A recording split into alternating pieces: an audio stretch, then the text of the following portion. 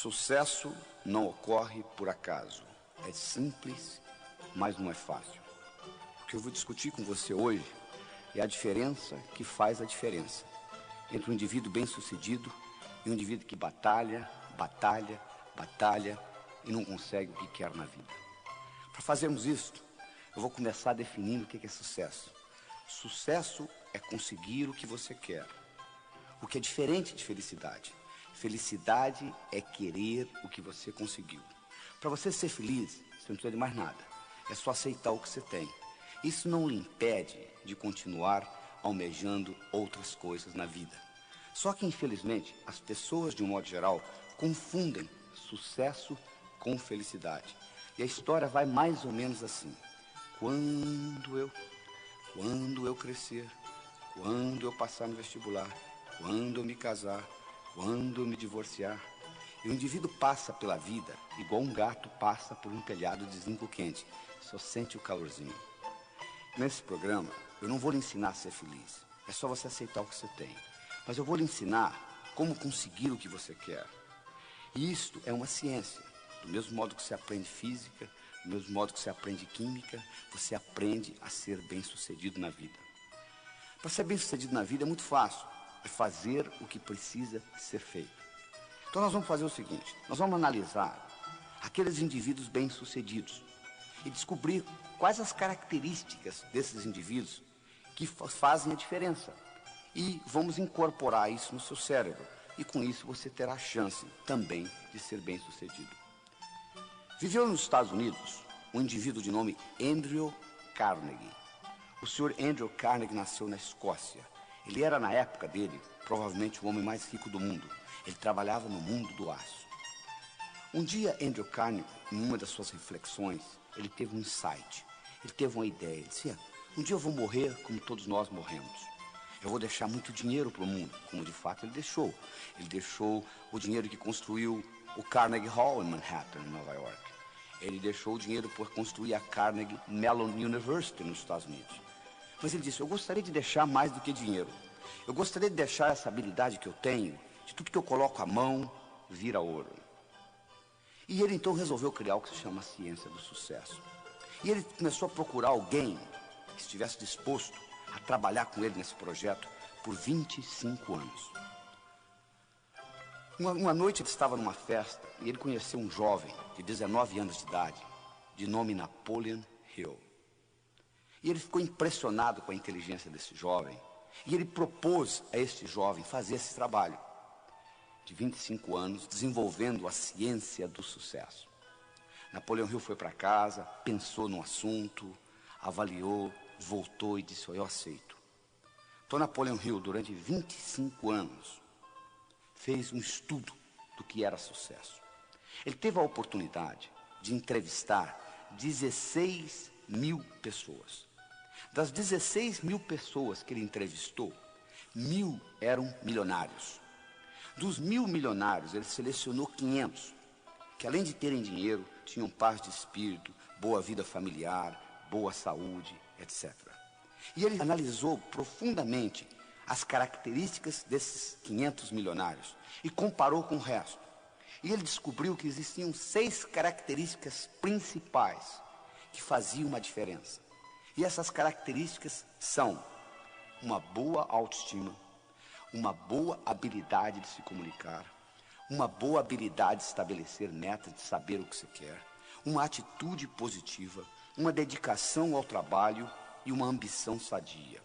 O que eu vou discutir com você neste programa é exatamente como você consegue incorporar na sua estrutura psicológica essas 6 características. Você pode imaginar como se fosse uma escada, onde cada uma dessas características constitui um degrau da escada. E essa escada não leva a nada. Por que ela não leva a nada? Porque a escada do sucesso está sempre em construção. Não tem essa história de chegar. O que vale não é a chegada, o que vale é a caminhada. Então, são características que você vai incorporando. E uma coisa mais, do ponto de vista didático, eu vou dividir para você em 6 degraus, em 6 etapas. Mas do ponto de vista real, é como se fosse um jogo de xadrez. Quem joga xadrez sabe, se você mexer numa peça do xadrez, você não mexeu numa peça, você mexeu no jogo inteiro. Aqui é a mesma coisa. Quando eu melhoro a sua autoestima, a sua habilidade de se comunicar melhora, a sua habilidade de estabelecer metas melhora, etc, etc, etc. Mas do ponto de vista didático, eu vou discutir com você uma de cada vez. Combinado? Muito bem. Então vamos começar com a primeira. Vamos discutir com você autoestima. Gostando mais de você. Se você não gosta de você, o mundo não vai gostar de você. Esta é a verdade.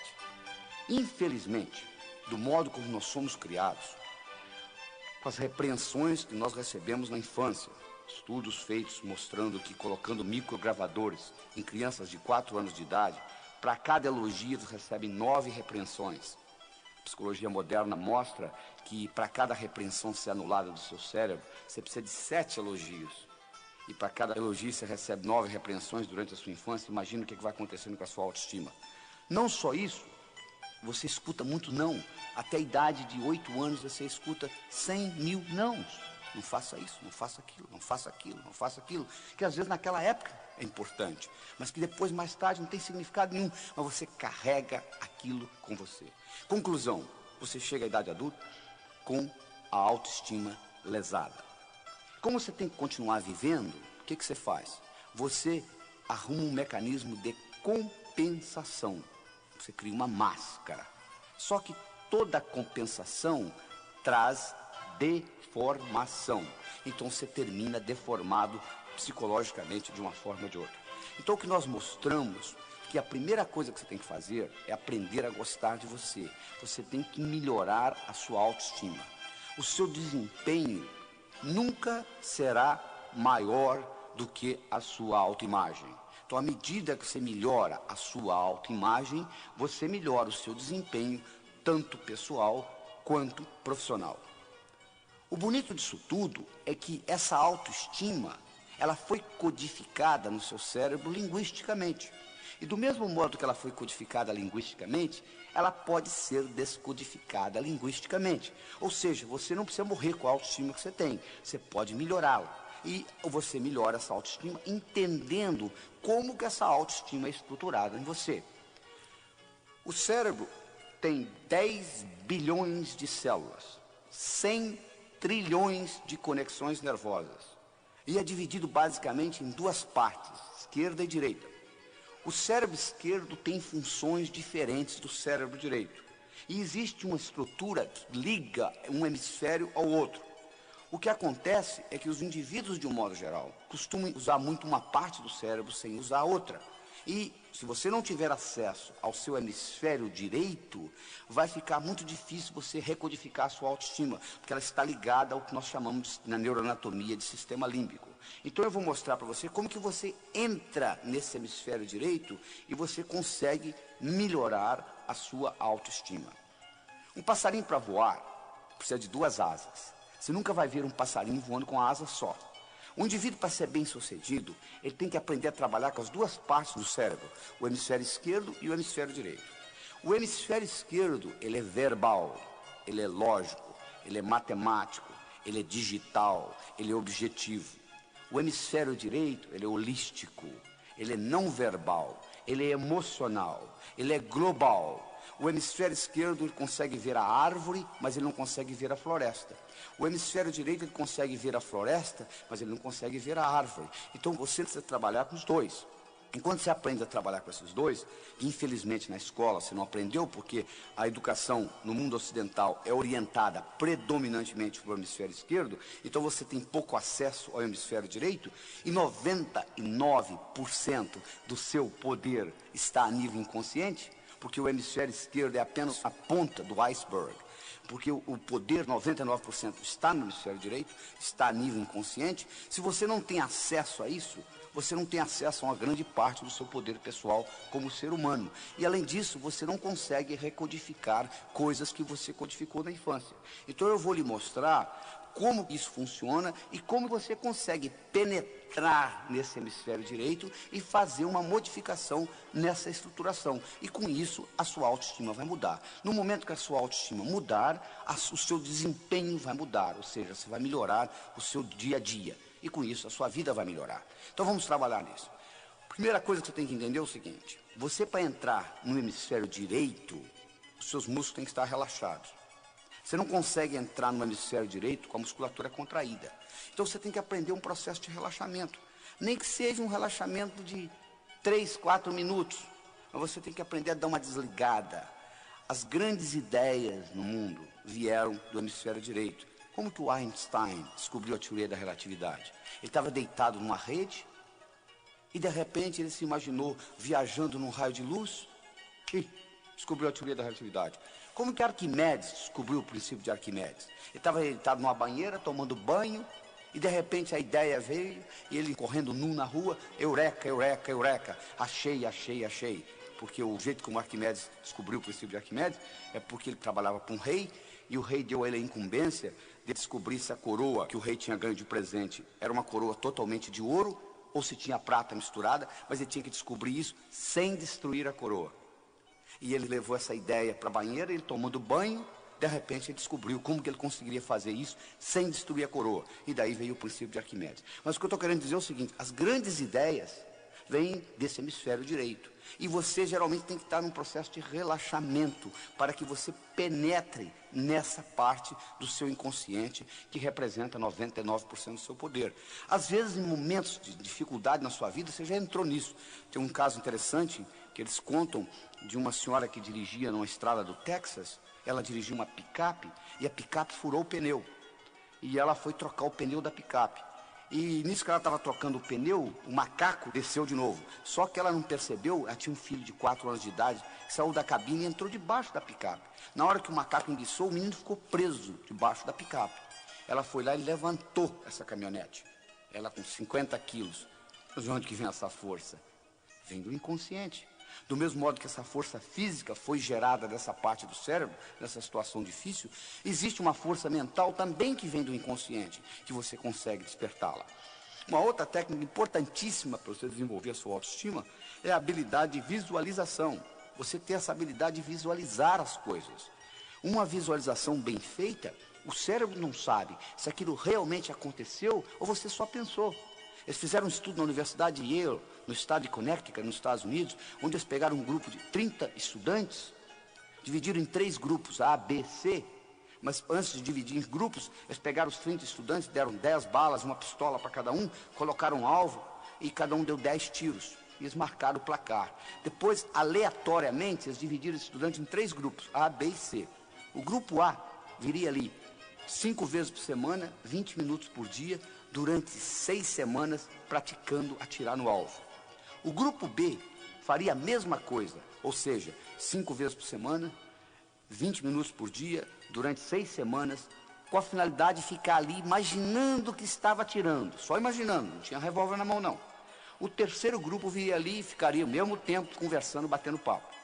6 semanas depois eles foram retestados. O grupo que usou o revólver para praticar melhorou no placar 83%. O grupo que só usou a imaginação melhorou 82%. O grupo que não usou nada, nem o revólver, nem a imaginação, não melhorou absolutamente nada. Provando que o revólver era nada mais, nada menos, um instrumento para você imaginar, para você focalizar a sua mente. Olha o poder da visualização, é impressionante. E isso não é ensinado na escola. Você pode modificar muita coisa dentro de você à medida que você aprende a visualizar. O processo simples que eu ensino é o seguinte: você pega uma maçã na mão esquerda, uma laranja na mão direita, coloca na altura dos seus olhos, fecha os olhos e imagina a laranja e a maçã. Se você tem dificuldade, você abre os olhos, dá uma coladinha, torna a fechar, e com isso você vai começando a treinar, que é uma habilidade que você tem que treinar. A outra coisa importante para você desenvolver a sua autoestima é você sorrir. Existe uma conexão entre a musculatura da boca e o cérebro, e na hora que você sorri, se você estiver sorrindo mesmo forçado, libera um hormônio chamado beta-endorfina, e esse hormônio lhe faz bem. As pessoas que sorriem mais, de um modo geral, vivem mais. Você pode ir num lobby de um hotel, fica na saída de um elevador, quando sai um casal, por exemplo, você vai ver que o homem sai de cara feia, a mulher sai sorrindo. Você sabe que as mulheres vivem 8 anos e meio a mais do que os homens. Então, o sorriso é muito importante para facilitar a sua autoestima. Outra coisa importantíssima para desenvolver a sua autoestima é você entender que semelhante atrai semelhante. Se você abrir a torneira da sua cozinha, sai água. A água vai para o esgoto. O esgoto vai para o rio. O rio vai para o mar. Água vai para a água. Ódio vai para quem tem ódio. Amor vai para quem tem amor. Não é verdade? Sucesso vai para quem tem sucesso. Não é verdade? Sucesso vai para quem tem sucesso. Então é importante, de vez em quando, você parar e você começar a analisar o seguinte: quais foram os grandes sucessos que eu tive na minha vida? O que eu fiz até hoje de importante? E no momento que você começa a se concentrar naquilo que você fez de importante, você vai perceber o seguinte, que trazendo aquela imagem para o seu cérebro de sucesso, aquilo vai atrair mais sucesso. Interessante, né? Aquilo vai atrair mais sucesso. Semelhante atrai semelhante. Outra coisa importante para você desenvolver a sua autoestima é você ter essa habilidade de entender que falha faz parte do processo. Como é que você aprendeu a andar? Você levantou, caiu, levantou, caiu, levantou, caiu, até que um dia você andou, não é verdade? Então, tudo que você vai fazer na vida, entre a sua realidade e a sua visão, vai ter etapas.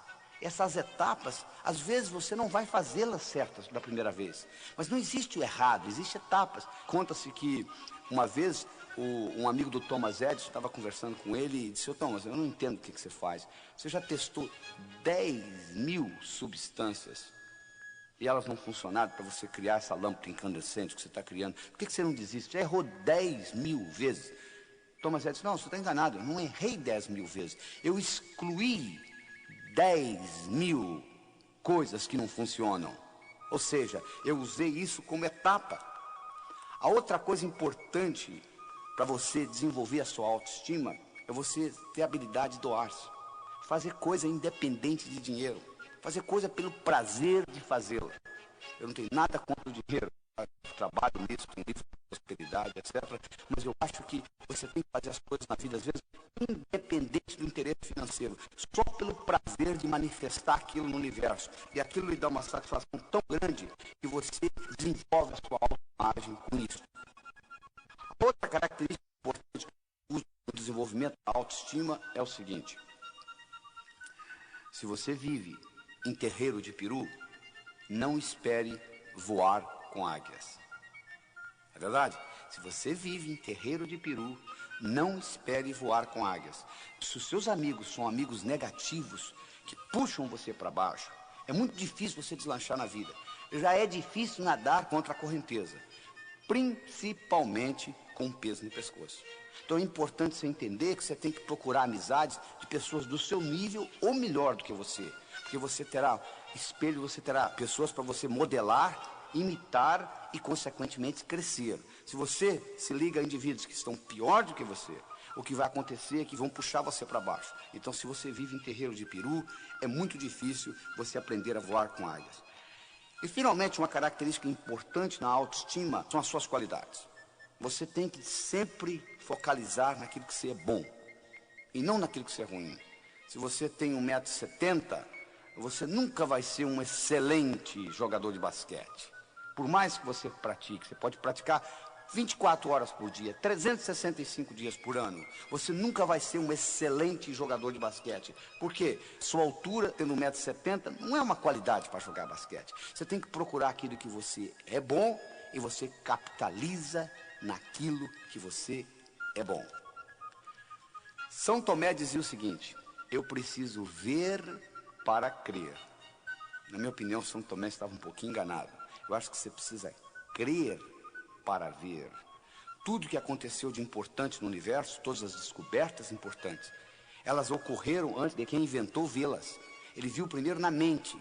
Então, se você tem que ver para crer, pouca coisa vai acontecer na sua vida, que você tem que sempre presenciá-la primeiro para depois imitá-la. Você já pensou se todo brasileiro tivesse essa atitude? Eu só acredito que a crise brasileira vai passar o dia que ela passar. E todo mundo falasse do mesmo jeito, todo mundo ia ficar de braço cruzado, esperando essa crise passar. É verdade? Então o que você tem que fazer é o seguinte: você tem que crer para ver. Este é que é o segredo. Você tem que acreditar primeiro e depois colocar em prática. Porque tudo que acontece no universo físico, primeiro aconteceu na mente de alguém. Essa é a grande verdade. É muito importante você entender isso. E essa credibilidade, às vezes você é bloqueado pelas mensagens negativas que você recebeu durante a infância. Eu faço uma analogia muito interessante, seguinte: imagine aí imagine um jarro, que você põe uma pulga dentro desse jarro e você tampa o jarro. Imaginou? Agora, a pulga não vai gostar de ficar nesse jarro. Ela vai pular para sair do jarro. Então ela pula, ela bate na tampa, volta, bate, volta, bate, volta. Chega uma hora que a pulga vai cansar. Então ela vai pular mais baixo um pouquinho. Quando a pulga começar a pular mais baixo um pouquinho, você pode ir lá e destampar a tampa do jarro, que a pulga nunca mais vai pular fora do jarro. Você não acredita? Faça a experiência aí para você ver o que vai acontecer. Mas você não precisa fazer a experiência. Você está lembrado como é que eles treinam o elefante no circo? Eles pegam um elefante bebê, amarram uma corda no pescoço dele, amarram numa árvore. O elefante tenta sair, não consegue, tenta sair, não consegue, tenta sair, não consegue, até que o elefante desiste. No momento que o elefante desistiu, ele agora está condicionado. Quando ele é adulto, agora a única coisa que o palhaço tem que fazer é amarrar uma corda no pescoço dele e amarrar na perna do tamborete. E ele continua pensando que ele está amarrado numa árvore. Interessante, né? Porque ele está condicionado. Você não precisa ir ao circo. Olhe no espelho. É verdade. Tem muita coisa que você foi condicionado que hoje está obsoleto. Quando você tinha 7 anos de idade, sua mãe disse: não atravesse a rua sozinho. Perfeitamente. Quando você tinha 7 anos, aquilo era importante. Agora já não é tão importante. Agora você tem que atravessar sozinho. Bom, isso aí você já superou. Mas existem muitas outras crenças, muitas outras limitações que foram impostas pelos seus pais em você, com a melhor das intenções, que estão lhe bloqueando, estão bloqueando essa sua habilidade de crer para ver. É isso que você tem que aprender a desenvolver, porque o seu cérebro trabalha ciberneticamente. O que é isso? Para quem não sabe o que é cibernética, cibernética é a disciplina que estuda sistemas autônomos. Se você coloca um termostato no ar-condicionado de uma sala, e vamos supor que você coloque 22 graus Celsius, a temperatura da sala vai ficar mais ou menos em torno de 22 graus Celsius, independente da temperatura lá fora. E como que isso vai ser feito? Vai ter um sensor que vai detectar a temperatura da sala e vai dizer o ar-condicionado para ligar ou desligar. Então, quando eu coloco um termostato no ar-condicionado de uma sala, eu coloquei inteligência numa máquina. O ar-condicionado passa a pensar em ligar e desligar independente da minha interferência. O seu cérebro funciona do mesmo jeito. Você tem termostatos. Você tem um termostato para dinheiro.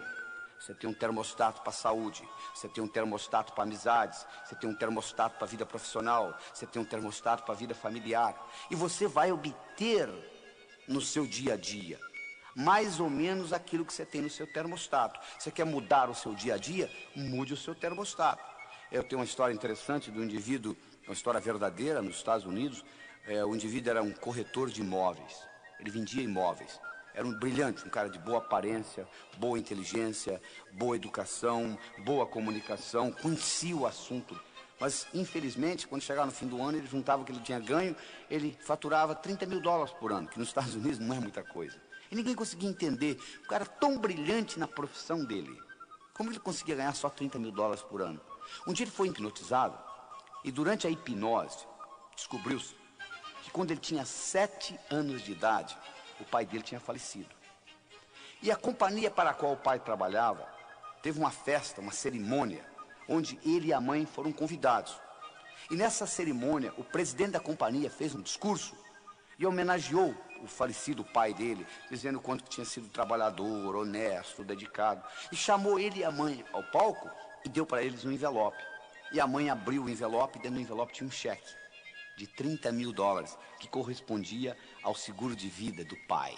E aquele menino com 7 anos de idade, olhando aquilo, fez a seguinte decisão: um homem honesto, trabalhador, decidido, vale $30 mil por ano.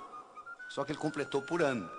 Agora, na idade adulta, ele agora trabalhando, ele faturava $30 mil por ano. Trazido de volta da hipnose. E usando essa tecnologia que eu estou discutindo aqui com vocês, ele reestruturou essa crença. Ele modificou essa percepção de realidade No mês seguinte ele dobrou o que ganhava, no mês seguinte ele triplicou e assim por diante. Um ano depois, esse mesmo indivíduo faturava $1 milhão por ano, levantando a mesma hora que ele sempre levantou, indo dormir a mesma hora que ele sempre foi dormir, fazendo o que ele sabia fazer, vender imóveis. O que mudou? Nada. O que mudou foi o termostato dentro dele, ou seja, o termostato para dinheiro mudou na vida dele. Então é como se você tivesse com letras invisíveis escritas na sua testa o quanto você vale. Está escrito aqui que você vale $10 mil na sua testa invisivelmente. O universo vai entregar $10 mil. Está escrito aqui que você merece um bom relacionamento, você vai encontrar um bom relacionamento. Então o segredo está em você ficar certo por dentro. E aí você vai ficar certo por fora. Não tem nada errado com o universo. O universo é um lugar abundante, paradoxal, feito para todo mundo ganhar. Só que você tem que estar certo. Porque se você não estiver certo, você muda de emprego, você muda de cidade, você muda de país. Você já percebeu que quando você muda de uma empresa para outra, o outro patrão, depois de 5, 6 meses, começa a parecer igual aquele antigo? Por quê? Você levou os seus problemas com você. Porque o indivíduo diz assim, se eu pudesse mudar dessa cidade para outra, eu resolveria o meu problema. Não, você não resolveria. Você não resolveria porque quando você muda, você leva você com você. Esse aqui é o problema. Se você pudesse deixar você na outra cidade, mas você leva você com você e os seus problemas são internos, então eles serão manifestados na outra cidade, de uma forma diferente, com faces diferentes, com ambientes diferentes, mas serão manifestados. Este é o grande problema. Então o que você tem que entender, você tem que reestruturar de dentro para fora. Essa que é a solução. A analogia que eu quero deixar para você nessa autoestima é a seguinte: imagine um jarro com bolas de várias cores dentro desse jarro. Imaginou? Imagine que tem vermelha, verde, amarela, e as amarelinhas são os problemas que você carrega com você na vida, as codificações negativas de infância, etc. Você tem 2 modos de você eliminar essas amarelinhas de dentro desse jarro. Uma delas, você vai lá e tira uma por uma das amarelinhas. Você pode fazer isso na psicoterapia, etc. A outra é você começar a colocar bolas vermelhas, verdes, bolas de outras cores dentro desse jarro, sob pressão, e automaticamente as amarelinhas serão eliminadas. Isso é um jeito de fazê-lo.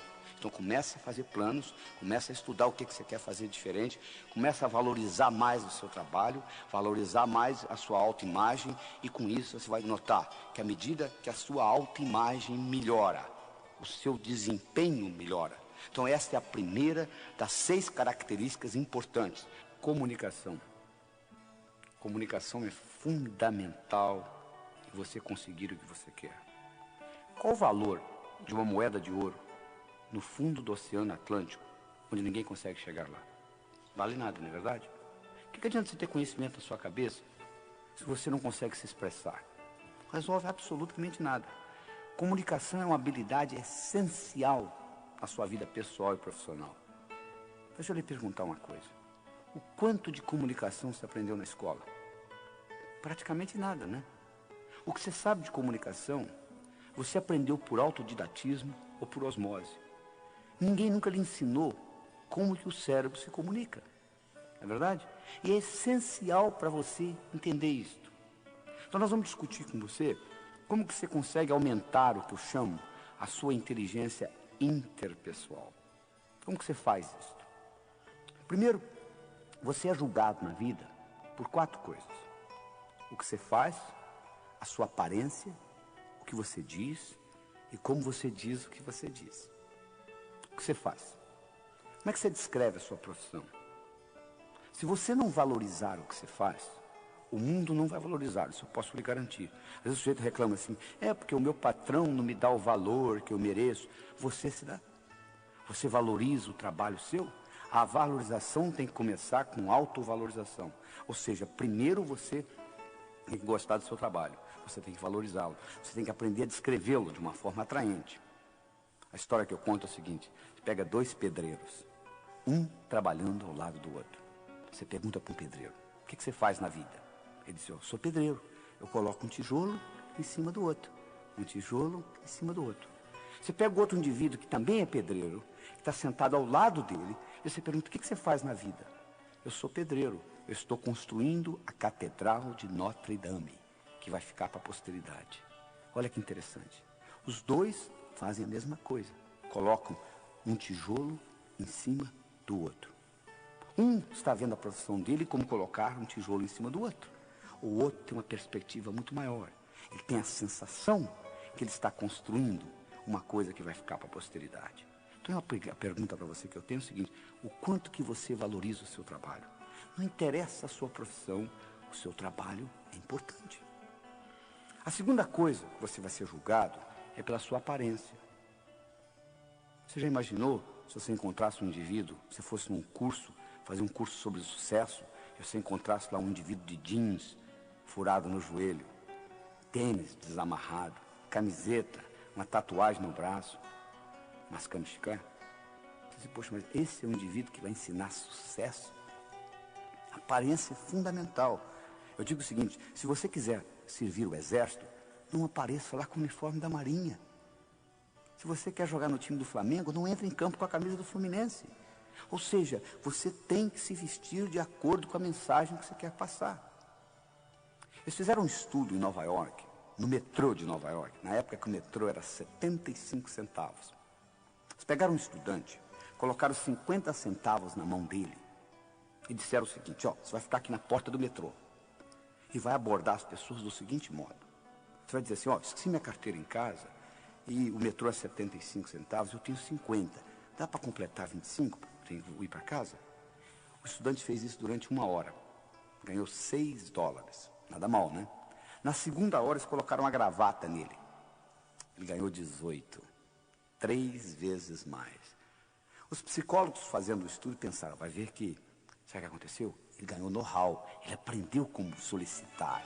Por isso que ele conseguiu mais na segunda hora do que na primeira. Aí o outro disse: não, mas deve ser por causa da gravata. Não é, vamos tirar a dúvida. No dia seguinte, eles fizeram o inverso. A primeira hora, o estudante ficou de gravata. A segunda hora, ele ficou sem gravata.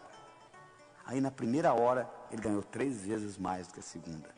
Além disso, não só ele ganhou mais, teve gente que deu dinheiro para ele para comprar o jornal, sem ele pedir. Olha que interessante. Isso é só para mostrar o valor da aparência. Por exemplo, nos Estados Unidos, mais do que no Brasil, o valor de você estar de gravata é importantíssimo. Então, se você quer servir exército, não apareça lá com o uniforme da Marinha. É importante você cuidar da sua aparência. Então, a primeira coisa que é importante é você saber descrever bem o que você faz. Valorizar o seu trabalho. A segunda coisa importante é a sua aparência. Quer dizer, você tem uma aparência que é agradável. A terceira coisa importante é o que você diz. É importante o que você diz, porque você vai expressar a sua inteligência. Se você não está certo de uma coisa, fique calado. Porque enquanto você estiver calado, eles não sabem se você é inteligente ou não. Mas no momento que você falar besteira, eles vão detectar imediatamente que você não é tão brilhante naquele assunto. Então, quando você não sabe, escute. Por isso nós temos 2 ouvidos e uma boca só. Porque nós somos construídos para escutar mais do que falar. Ainda tem mais. Toda vez que você fala, a sua pressão aumenta, sabia? Toda vez que você escuta, a sua pressão diminui. Então existe um reflexo cardiovascular entre você falar e ouvir. Quando você fala, a pressão sobe. Quando você escuta, a pressão desce. Então, escutando, não só você está fazendo bem para o seu corpo, porque você está com a pressão diminuída, como também você está aprendendo. É um jeito de você aprender. E quarta característica, não só o que você fala, mas como você fala. Eu poderia trazer alguém aqui que fizesse essa apresentação do mesmo jeito que eu estou fazendo, usando o mesmo vocabulário. A apresentação poderia ser muito melhor ou muito pior, porque não é só o que eu falo que está sendo contado aqui, é como eu falo, que ênfase que eu dou às palavras, de que modo que eu coloco a energia, isso tudo conta. Vou provar isso para vocês. Escute essa frase. Eu não disse que ele roubou o dinheiro. Eu não disse que ele roubou o dinheiro. Quem foi que disse? Eu não disse que ele roubou o dinheiro. Como que você se expressou? Eu não disse que ele roubou o dinheiro. Quem foi que roubou? Eu não disse que ele roubou o dinheiro. Como que ele conseguiu? Eu não disse que ele roubou o dinheiro. O que foi então que ele roubou? Olha só, a mesma frase tem 5 significados diferentes, dependendo de onde você coloca a ênfase. Não é verdade? Às vezes tem briga de marido e mulher, a mulher pergunta para o marido: bem, você está com raiva? Não! O que você acha? Não é só o que você diz que conta, mas como você diz. Então são essas 4 características importantes na sua comunicação. O modo que você expressa e valoriza a sua profissão, como é que você apresenta o que você faz, a sua aparência, o que você diz e como você diz. E como você diz tem muito a ver com o movimento dos olhos. Através do movimento dos olhos, você pode se tornar mais inteligente, mais criativo, melhorar a sua memória, melhorar a sua comunicação e até a sua vida sexual, através do movimento dos olhos. Você pode movimentar seus olhos em 9 posições diferentes. Você pode olhar para cima, para a esquerda, para o centro, para a direita. Você pode olhar na horizontal, para a esquerda, para o centro, para a direita. Você pode olhar para baixo, para a esquerda, para o centro, para a direita. Vou repetir aí, olha só. Você pode olhar para cima, para a esquerda, para o centro, para a direita. Você pode olhar na horizontal, para a esquerda, para o centro, para a direita. Você pode olhar para baixo, para a esquerda, para o centro, para a direita. Vamos esquecer as posições centrais, que não tem nada a ver com essa nossa apresentação aqui de hoje. Sobram 6 posições. Você pode olhar para cima, para a esquerda, para a direita. Você pode olhar na horizontal, para a esquerda, para a direita. Você pode olhar para baixo, para a esquerda, para a direita. De acordo com a posição do olho, você vai ativar áreas diferentes dentro do seu cérebro. É verdade. Vamos explicar isso melhor. O abecedário do pensamento tem 3 letras. O que é isso? É o seguinte: todo pensamento que você tem, por mais simples ou complexo que ele seja, ele pode ser desmembrado em 3 componentes, que eu chamo de letras do pensamento: imagem, som e sentimento. Vou provar isso para você. Recorde alguma coisa agradável que ocorreu no seu passado. Então, olha aí, veio uma imagem no seu cérebro, com ou sem sons, dependendo do que aconteceu lá, o barulho do mar, o vento, ou a música, ou alguém conversando, não é verdade? E a sensação é agradável, porque eu solicitei um evento agradável. Todo o pensamento, por mais simples ou complexo, você pode desmembrá-lo em imagem, som e sentimento. É assim que o cérebro trabalha. Ora, o interessante é que através do movimento dos olhos, você consegue perceber se a pessoa dentro do cérebro está trabalhando com imagem, com som ou com sentimento, naquele momento. Então, quando eu olho para os seus olhos, eu não sei o que você está pensando, mas eu sei como que você está pensando. Ou seja, com imagem, som ou sentimento. Olha que interessante. Se você olha para cima, você está trabalhando com imagens dentro do seu cérebro. Vou fazer um teste, olha só. Qual foi a cor da blusa ou da camisa que você usou antes de ontem? Tente recordar da cor da blusa ou da camisa que você usou antes de ontem. Você percebe, olha como é que seu olho subiu, olha aí, que interessante. Na hora que você faz essa pergunta para o seu cérebro, você percebe que seu olho sobe. Sobe por quê? Porque você vai ter acesso à cor da camisa através de imagem. Então o seu olho vai subir. Se o seu olho sobe para a esquerda, você está lembrando coisas que você já sabe. Se o seu olho sobe para a direita, você está criando coisas novas no seu cérebro. Presta atenção nisso que eu vou falar. Pense num elefante roxo, de cauda vermelha e orelhas amarelas. Elefante roxo, de cauda vermelha e orelhas amarelas. Olha o que acontece com o seu olho quando você começa a visualizar. A tendência é ele subir para cima, para a direita. Porque você nunca viu um elefante com essa cor. Você tem que criar isto no seu cérebro. Ora, você aprendeu então que quando você trabalha com imagens, os seus olhos sobem. Para a direita, criando coisas novas. Para a esquerda, recordando. Eu disse para vocês que através do movimento dos olhos você pode melhorar a sua memória. Claro que você pode. Se eu estou querendo lembrar uma imagem de alguém, estão lembrados do João? O João, quem que é o João? O João. Aí você olha, lembrei. Por que você lembrou? Porque você coloca o olho na posição certa, ou seja, para cima, para a esquerda. E aí você lembra, porque você ativa a parte do cérebro que tem a memória visual. Se você é um pintor e você está querendo criar um quadro, e se você trabalha olhando para cima, para a direita, a sua criatividade vai aumentar, automaticamente, porque você está ativando aquela parte da criatividade visual. Se você trabalha com os olhos na horizontal, você está trabalhando com sons dentro do cérebro. Se você olha na horizontal para a direita, você está criando novos sons. Se você é um compositor, você está sentado no piano e você quer aumentar a sua criatividade como compositor, você trabalhando, olhando na horizontal para a direita, facilita o processo. Se você está lembrando da face do indivíduo, mas esqueceu o nome, esqueceu, de repente você lembra, é só você colocar os olhos na horizontal para a esquerda que você vai lembrar. Se você olha para baixo, para a esquerda, você está conversando com você mesmo, essa voz aí que está, que voz? Essa que está perguntando que voz? Está aí atrás da cabeça, fazendo comentários daquilo que eu vou falando. Se você olha para baixo, para a direita, você tem sensações do corpo e sensações de emoções. Então eu estou mostrando que através do movimento dos olhos, você consegue ter a melhor ideia do que está acontecendo dentro do cérebro. Ora, se eu estou conversando com você, e eu percebo que seus olhos subiram, eu não sei o que você está pensando, mas eu sei como que você está pensando, usando imagens. Se agora eu uso a minha palavra para encaixar nisto, e eu falo assim, você está vendo o que eu estou falando? Quando eu coloquei a palavra vendo, e o seu canal visual está aberto, essa palavra encaixa direitinho. É a mesma coisa que está entrando raios de televisão onde você está, mas você não está conseguindo captá-los porque você não está com o receptor ligado. No momento que você ligar naquele canal, você pega. Ora, se eu encontrei o canal aberto e eu solto a palavra vendo, isso tem um impacto no seu cérebro muito maior que se eu tivesse soltado uma palavra auditiva. E a partir daí, eu começo a me tornar um melhor comunicador.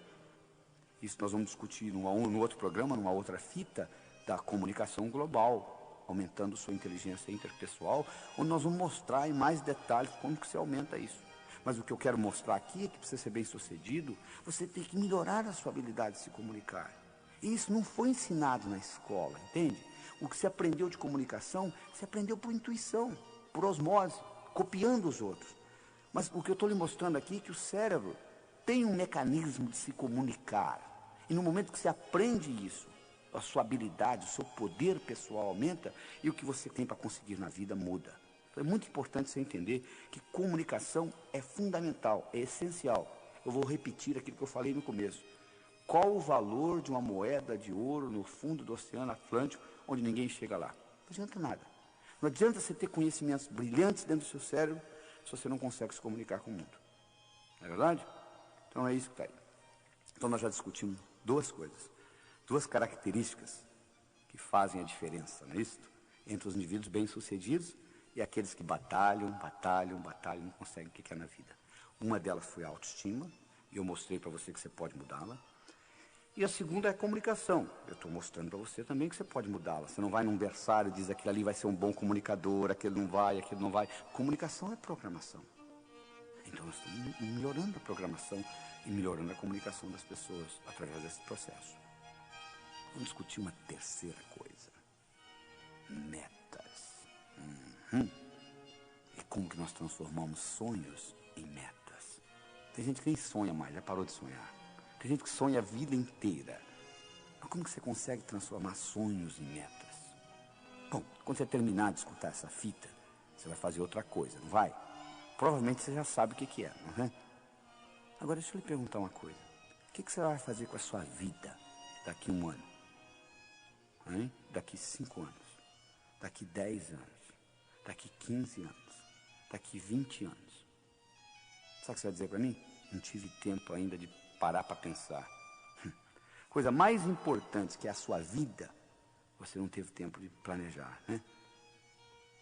É tão difícil você voltar, você conseguir uma coisa que você não sabe o que é, como voltar de um lugar que você nunca foi. Não é verdade? Então, a primeira coisa que você tem que entender é o seguinte, você tem que saber o que você quer. Você tem que saber transformar, você tem que sonhar, você tem que transformar seus sonhos em metas e você tem que implementar essas metas. Deixa eu contar para vocês o resultado de um estudo fascinante que foi feito na Universidade de Harvard. Em 1953, eles entrevistaram todos os formandos da Universidade de Harvard. Fizeram um questionário grande. O que você vai fazer depois de formado?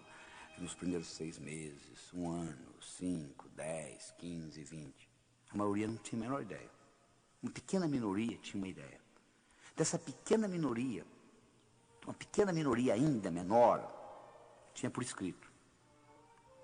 Em 1973, 20 anos depois, eles reentrevistaram esses estudantes. Sabe o que eles descobriram? Que aqueles 3% que tinham por escrito o que eles iam fazer nos próximos 6 meses, 1, 5, 10, 15, 20 anos, valiam mais financeiramente do que os 97% juntos.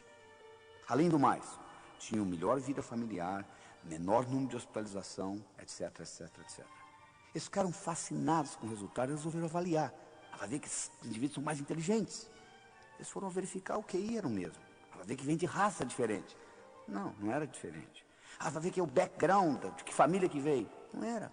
A única diferença que fazia a diferença é que aqueles indivíduos tinham por escrito o que eles iam fazer nos próximos 6 meses, 1, 5, 10, 15, 20. Você tem por escrito? Não, né?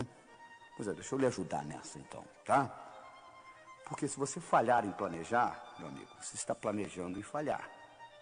Tá bom? Então vamos discutir algumas das metas que você pode criar para você, tá bom?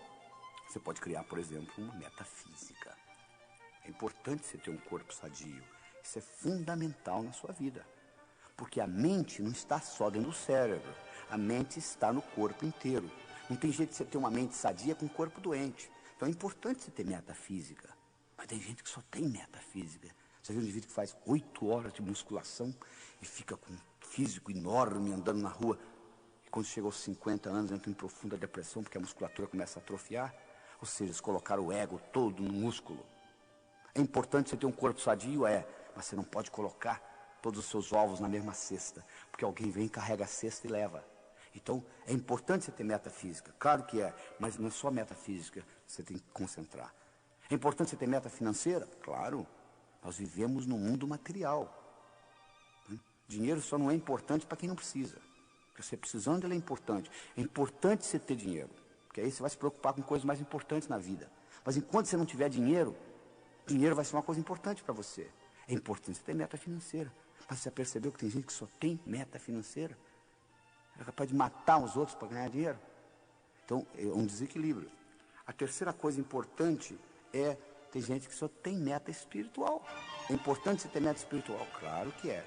Nós vivemos no mundo material. Eu tenho pessoas que vêm aos meus cursos assim, doutor Laí, o senhor ensina viagem astral? Eu falo, meu amigo, você não aprendeu ainda a viver aqui, como é que você quer viajar? Primeiro aprenda a viver o que você vem fazer aqui. Quando depois da sua morte, você vai viajar astralmente, 24 horas por dia, tempo integral, poxa. Aprenda primeiro a viver o dia a dia. Aprenda a respeitar os outros. Aprenda a ter seu esquema. Aprenda a produzir. Aprenda a fazer as coisas com excelência. Pra você não ficar repetindo nada. Primeiro você aprende isto. Depois você vai pensar em viajar astralmente. Porque você veio aqui para viver uma vida material também. Você não pode só ficar com metas espirituais. Tem gente que só tem meta social.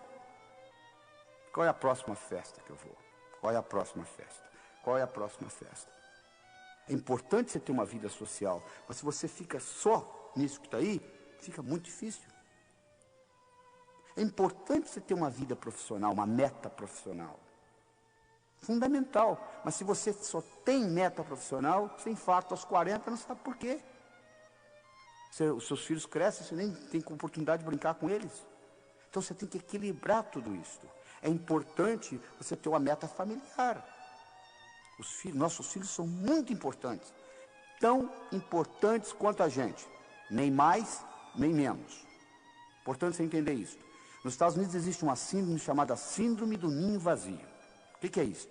É a mãe de família que se dedica a vida inteira aos filhos. Faz mais nada, só se dedicando aos filhos. Os filhos crescem, vão embora como nós fomos, e elas entram em profunda depressão. Por quê? Colocaram todos os ovos numa mesma cesta. A cesta foi embora. É importante você ter uma meta familiar? É. Mas faça outras coisas além de cuidar de filhos. Porque os filhos vão crescer, vão embora. E você vai ficar. Então é importante que você tenha outras atividades, outros interesses na vida. Fundamental que você entenda isso. Fundamental. A outra meta que você tem que equilibrar é a meta mental. Tem gente que eu conheço que conhece a enciclopédia britânica de capa a capa. Você pergunta, você fez alguma coisa com esse conhecimento? Por enquanto, nada. O que adianta, então? Sir Francis Bacon dizia, conhecimento é poder. Na minha opinião, ele estava enganado. Conhecimento é poder em potencial. Conhecimento só se torna poder quando passa do campo do pensar para o campo do agir. É importante você ter meta mental? É. Mas só planejar não adianta. Você tem que colocar em prática.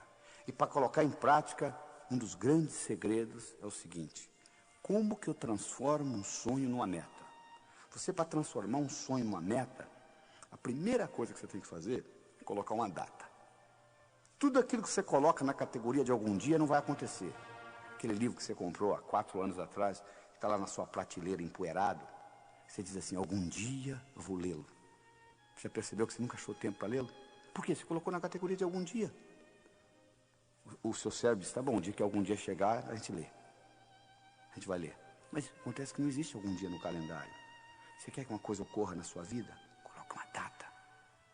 Coloca uma data, porque na hora que você falasse assim, até o fim da semana que vem, eu vou ler esse livro. O seu cérebro acharia tempo para ler o livro. Como você colocou na categoria de algum dia, não vai acontecer. Tem gente que diz assim: pois é, algum dia eu vou abrir a minha própria empresa. Coloque uma data. Coloque uma data nisto. Eu me lembro, em 1980, eu era diretor executivo da Ciba Geiger nos Estados Unidos. Em 1989, eu resolvi sair da companhia. Eu decidi que eu ia sair da companhia no dia 31 de dezembro de 1989. Dia 6 de julho, que era dia do meu aniversário, de 89, eu declarei internacionalmente para todas as companhias que eu viajava no mundo inteiro pela Ciba Geiger, eu declarei o seguinte: ó, no dia 31 de dezembro eu estarei saindo da companhia. E espalhei para todo mundo, para não ter jeito. Quando chegou o dia 31 de dezembro eu não tinha escolha, eu tinha que sair mesmo, porque senão minha moral ia ficar muito baixa, porque eu tinha falado para todo mundo que eu ia sair. Eu determinei uma data, saí no dia 31 e criei minha própria companhia. Se eu tivesse dito: algum dia eu vou sair da companhia, eu estaria até hoje trabalhando para eles. Então é importante você aprender a transformar os seus sonhos em metas. Deixa eu lhe dar outras características importantes com relação a metas. Primeiro, meu amigo, a meta tem que ser sua. Por que você está estudando medicina? Porque o papai gosta. Então manda seu pai fazer o vestibular de medicina se ele gosta tanto. Você tem que fazer uma coisa que seja sua. Entende? Você goste. A segunda coisa, você tem que estar comprometido, nem envolvido não, é comprometido. As pessoas chegam para mim e dizem assim: como é que faz para ter sucesso como o senhor tem? Eu falo: sucesso é muito fácil, é só fazer o que precisa ser feito.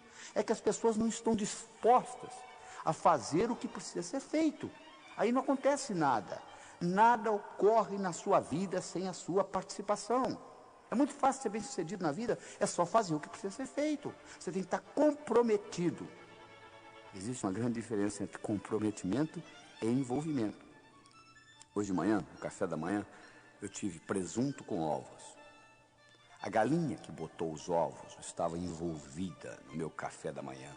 O porco estava comprometido. Ele deu a vida pelo presunto. Vocês entenderam a diferença? Ou seja, quando você está comprometido com a sua meta, você sabe o que vai acontecer. Não interessa os obstáculos, você vai vencê-los. Sua meta tem que ser grande, meu amigo. Você tem que mirar na lua. Porque se você errar, você não vai estar entre as estrelas. Faça metas grandes. Quando você contar para os seus amigos, eles não acreditam. Aí tá bom. Quando eu mudei para os Estados Unidos em 1976, falei para um amigo meu: em 3 anos eu vou ensinar cardiologia para americano. Ele riu de mim e disse: como é que pode? Você está vindo lá do Brasil, vai ensinar cardiologia para americano? Sabe quanto tempo levou? 8 meses. Eu dei a minha primeira apresentação em Washington, D.C. para 400 cardiologistas. Quando eu contei para o meu amigo que eu ia ensinar cardiologia para americano, ele riu. Eu sabia que o tamanho estava bom, não precisava aumentar. Se ele acreditasse, eu teria que aumentar. Você tem que fazer a meta grande. Como eu disse, você tem que mirar na lua, porque se você errar, você ainda vai estar entre as estrelas. Você tem que fazer metas a longo prazo.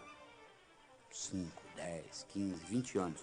Porque se você fizer meta a longo prazo e seu chefe lhe der uma bronca amanhã de manhã, não vai estragar seu dia. Você diz: não, estou interessado para frente. Isso aqui é apenas uma etapa para chegar lá. Então é importante você entender essa característica. Você tem que planejar. Se você falha em planejar, você está planejando em falhar, meu amigo. É importante você entender essa característica. Você tem que ter atividades diárias. Você diz assim: eu quero ser milionário em 5 anos. Bom, como que você vai estar daqui a 4, daqui a 3, daqui a 2, daqui a 1, daqui a 6 meses, daqui a 30 dias? Daqui 7 dias. O que você vai fazer amanhã de manhã para ser milionário daqui 5 anos? Não é só esperar os 5 anos passar e acabou, não. Você tem que dividir as suas metas. E o bacana é quando você corta elas em pedacinhos, é como comer um salame. Você não come um salame inteiro. Mas se eu cortar fatia por fatia com uma cervejinha, você acaba comendo o salame todo.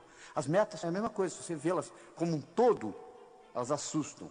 Mas se você quebrá-las em pedacinhos, muito importante. É também importante você descobrir onde você está com relação à sua meta. Você liga para mim e fala assim, doutor Laí, como que eu chego a São Paulo? Eu lhe pergunto, onde você está? Ah, não sei. Então, se eu me desculpar, eu não posso lhe orientar. Porque se você estiver ao norte, eu vou lhe falar para dirigir sul. Se eu estiver ao sul, eu vou lhe falar para dirigir norte. Mas se você disser para mim, eu não sei. Eu me lembro de um caso de um americano, eu estava dando um curso, um americano falou assim, eu quero $50 mil na minha conta até o fim do ano. Eu falei, perfeito, é específico, tem data. Quanto você tem? Ele disse, não sei. Poucos dias depois ele me ligou, ele disse, você não vai acreditar, doutor, eu dei uma checada nas minhas contas todas, somei. Você sabe quanto que eu tenho no banco? $55 mil. Engraçado, né? Você estava pedindo uma coisa que você já tinha, né? Tem muita gente que faz isso na vida.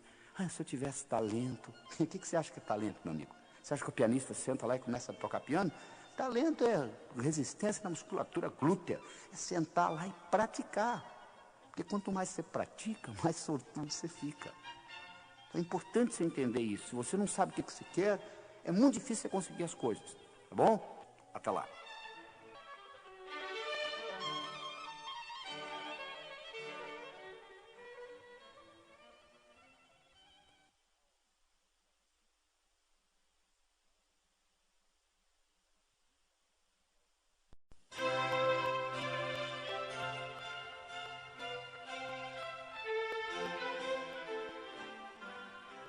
Pois é, então, vamos continuar a nossa discussão sobre sucesso, né?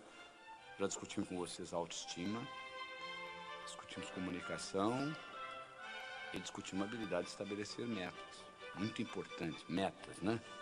É importante também se focalizar naquilo que você quer, não naquilo que você não quer. As pessoas, de modo geral, ficam focalizadas, não querem. Você pergunta para a pessoa, o que você quer na vida? Bom, eu não quero câncer, não quero pobreza. Não estou perguntando o que você não quer. Quero saber o que você quer.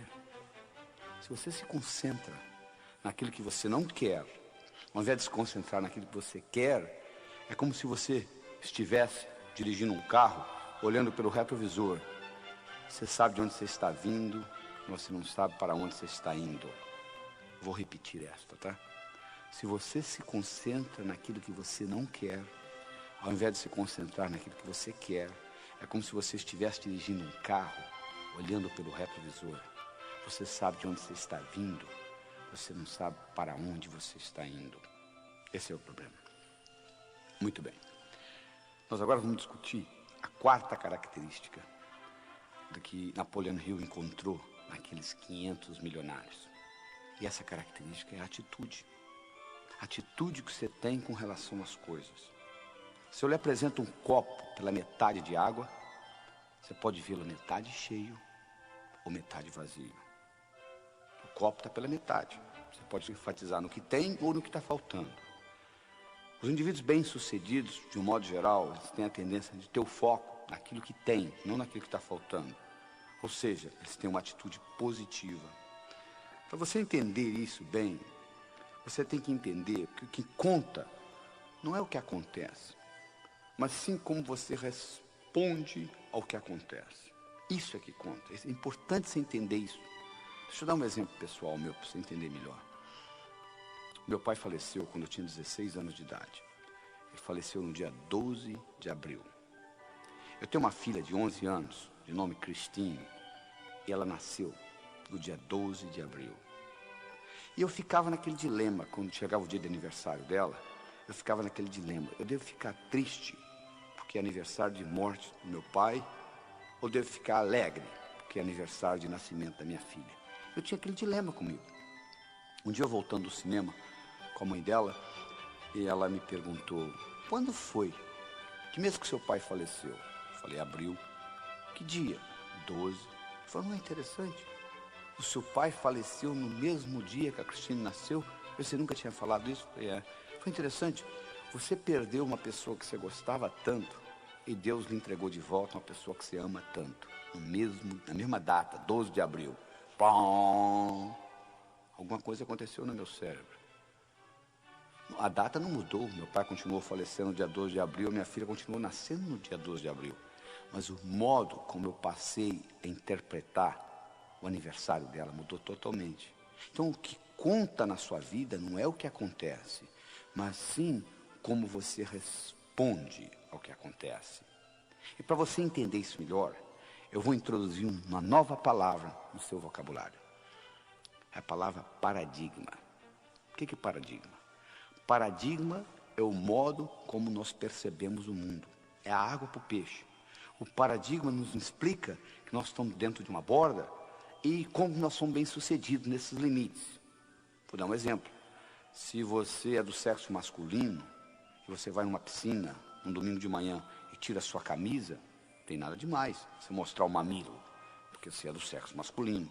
Mas uma pessoa do sexo feminino e você vai numa piscina no domingo de manhã, você tira o sutiã e fica topless, vai ser um absurdo. Como que pode? Mas qual o problema?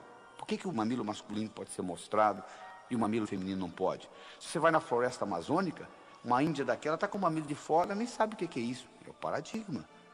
Nesse paradigma que nós vivemos, o mamilo feminino é para ser guardado. E o mamilo masculino pode ser mostrado na piscina. Isso é puramente um paradigma. Eu me lembro quando eu trabalhava no hospital de Methodist, em Houston, eu atendi uma princesa da Arábia Saudita, ela tinha uma cardiopatia congênita, eu fui médico dela por várias semanas, e durante todas essas semanas, ela não me permitiu ver o rosto dela. Ela ficava com o rosto tampado. Por quê? Lá no país dela, o paradigma é cobrir a face. Isso é que é importante, porque era o paradigma, então ela não mostrava. Então você tem que entender o seguinte, que você vive por normas, regras, atitudes, e que essas normas, essas regras podem ser mudadas. E no momento que você muda o paradigma, você muda o significado da coisa. E outras coisas acontecem. Se você pegar um peixe que nunca saiu da água, o peixe, ele não sabe que tem água. Ele não sabe o que é não ser água. Porque ele sempre viveu na água. Então um peixe na água que nunca saiu da água não sabe que ele tem água. Ele vive na água, então faz parte dele. Nós vivemos em paradigmas. Se você vai, por exemplo, no Alasca, um esquimó visitando o outro, na primeira noite, ele oferece a mulher dele para o amigo que vem visitá-lo, para o anfitrião. Você vai na Arábia Saudita, uma mulher casada não pode olhar para o olho de outro homem, porque é adultério. Onde está certo? No Alasca ou na Arábia Saudita? Depende do paradigma. O que não dá certo é você sair do Alasca e querer usar esse paradigma na Arábia Saudita. Eles vão lhe cortar a mão e outras coisas. Então, o importante é você entender que você vive a sua vida em paradigmas. E quando um novo paradigma é apresentado, uma nova ideia é apresentada, ela primeiro aparece como ridícula. Isso é besteira, isso é coisa de louco. Você imaginou, por exemplo, quando a máquina de escrever apareceu? A secretária que era boa para escrever rapidamente, fazia taquigrafia, ela dizia para o patrão, mas que besteira, olha aí, não sei para que máquina, olha como que eu faço isso rápido. Bom, a máquina foi evoluindo, passou na frente dela. Quando o Henry Ford lançou nos Estados Unidos o modelo T, aquele carrinho pretinho, os indivíduos que tinham carruagens, eles olhavam aquilo e diziam, não sei porque esse pessoal compra esses carros, olha aí, olha que coisa, a velocidade que isso anda aqui, eu na minha carruagem, eu ando muito mais rápido. Ora, no começo era assim, à medida que o tempo foi passando, a velocidade do carro foi aumentando, chegou um ponto que não dava mais. Não é verdade? Pois é, então isso é uma mudança de paradigma. Você tem que levar isso em consideração. Um indivíduo de nome Thomas Kuhn, K-U-H-N. Dr. Kuhn foi professor da Universidade de Harvard. E ele fez um estudo dos últimos 400 anos de ciência. E ele mostrou uma coisa fascinante. Ele mostrou que os próprios cientistas vivem em paradigmas. Que quando um cientista descobre um dado que não encaixa no paradigma dele, das duas uma, ou ele é incapaz de perceber o dado, ou ele manipula até encaixar no paradigma dele. Então ciência é nada mais, nada menos do que uma expressão de paradigmas.